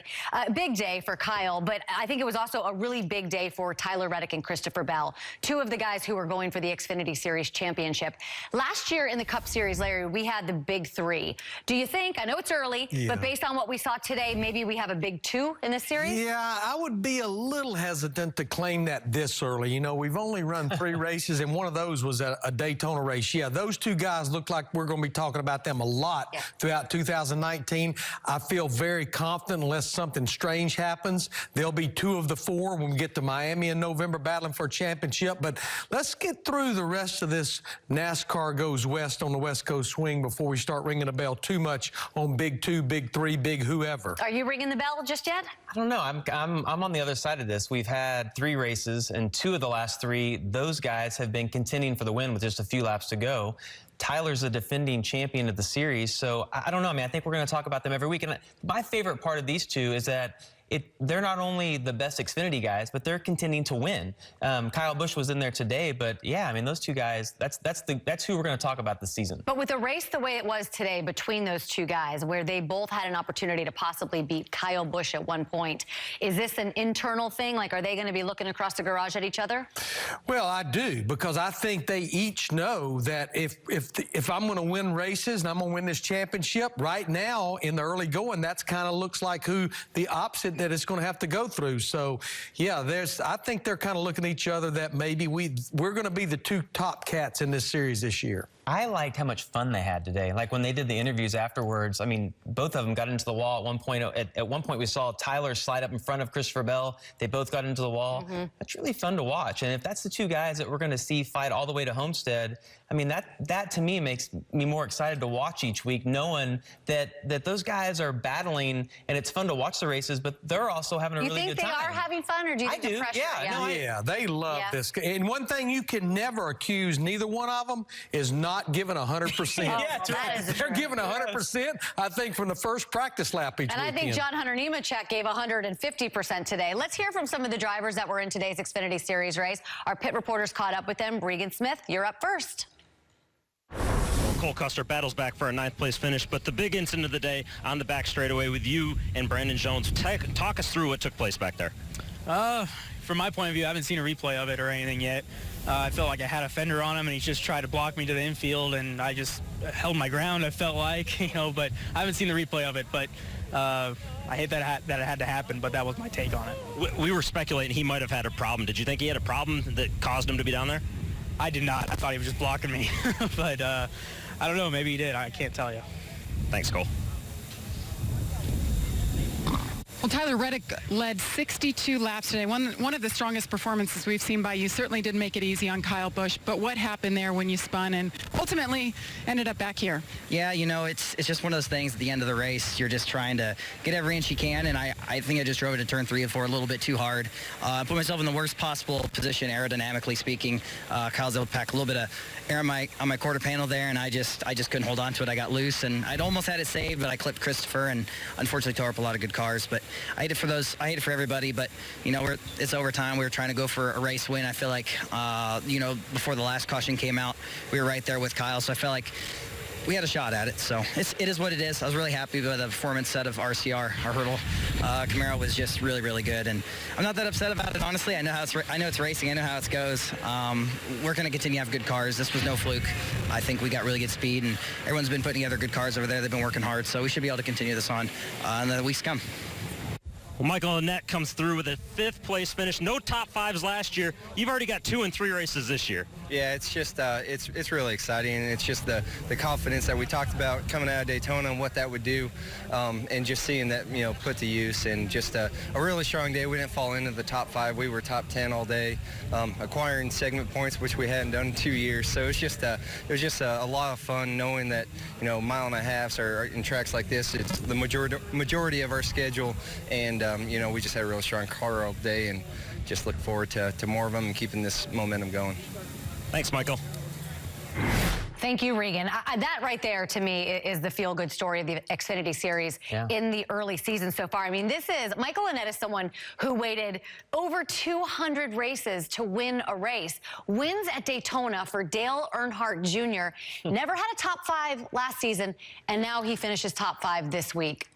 What a race. But we all know, even though winning at Daytona is a big deal, once we leave there, that's in the rearview mirror. It's not relative to anything else. I know he finished 12th at Atlanta, but I felt like he ran much better than that. And to get another top 5 today at Las Vegas, that just means that he, Travis Mack, his crew chief, that entire team, their confidence just keeps growing as we move forward. Yeah, and racing kind of comes in waves, and he's riding the good wave right now. I mean, obviously winning at Daytona was a big deal, but for him, I feel like being able to run good at these mile and a halves is probably, it's not that it's more important, but it kind of is in a way, because we have so many of those tracks on our circuit. And kind of, to me, watching his interview there and just seeing his demeanor, he looked relaxed, he was enjoying himself, and he's done a better job this year of staying out of trouble. I mean, he's been able to put the whole race together this year, which has been impressive. These runs here, like at Atlanta and Vegas, they solidify that win now at Daytona. And possibly the guy on top of the pit box making that change to Travis Mack, a little more confidence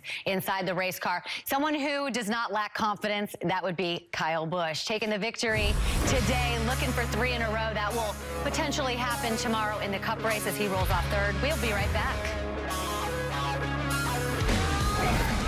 Winner for Kyle Busch today. As you saw, Kevin Harvick and Brad Keselowski up in the booth with Adam Alexander. Kevin starts on the pole tomorrow. Brad Keselowski starts 19th, which, by the way, is exactly where he started 1 week ago when he was able to take that win at Atlanta. We were able to tag along with Brad Keselowski. Check out the Procast. All right, here we go. Race weekend, Las Vegas, about to begin. First practice, car here, a bunch of fans standing up there. Hopefully we'll have a lot of speed. Don't worry, I'm feeling a lot better from Atlanta. We won this race last time we were here in the fall, so let's see if we can do it again. As you can see, it's raining in the desert, a lot of rain. So the team's inside working on the car. I'm kind of in the bus lot, twiddling my thumbs, trying to get ready, which means lots of time to study notes and try to act like I know what I'm doing. But no, seriously, it's we'll get out there hopefully this afternoon, dial it in, and be able to get our car from 19th to 1st. Same place we started last week in Atlanta when we won. Let's see how it goes. So the rain has ended, and now it's time to start final practice. Got my car, garage area, see some fans, people everywhere. And so we're going to run hard for about an hour, try to learn a few more things to dial our car in, and then I'll be up in the Xfinity booth. Come check us out. They've got such a great setup out there in Vegas because fans can really kind of get close and show, like, look in and see what the teams are doing in the garage. And that's one of the coolest things about our sport is the access that all of the fans have. Okay, I think looking ahead to tomorrow, I think we can agree that qualifying and even practice was like must-see TV, right? It was so exciting. How is that going to translate? Yeah, I have never seen a practice in a 1.5-mile track like that I can remember. I think I can safely say ever. But I go back to our two guys in the booth, Brad Keselowski, Kevin Harvick. Brad Keselowski has one of the better cars, that 2 car. Kevin Harvick on the pole, I'm a little concerned. He couldn't even hardly run many laps because he just was not that happy with that 4 car. Look, I watched qualifying last night. You were like ready, dialed in. It was awesome. I did not expect the drivers to get out and like it because I know it's probably a little frustrating. But from an entertainment value, it was awesome to watch. And Larry and I were here at the studio today, and we did not watch Happy Hour together. But when we met afterwards, both of us were like, oh my God, did you see that? So I don't want to oversell it, but I can't wait to watch it tomorrow because I think it's gonna be great. You're fresh out of the car. Would you want to be in those race cars right now, dealing with this? I mean, I think I'm more excited to watch it. yeah, it's going to be exciting, certainly. A lot less stress. Yeah. A lot less stress right here. Well, maybe not, because that could be pretty stressful. But we are going to be back here tomorrow for the Cup race. It's going to be one to watch. Stay tuned on FS1 for Major League Soccer. Opening day, LA Galaxy versus the Chicago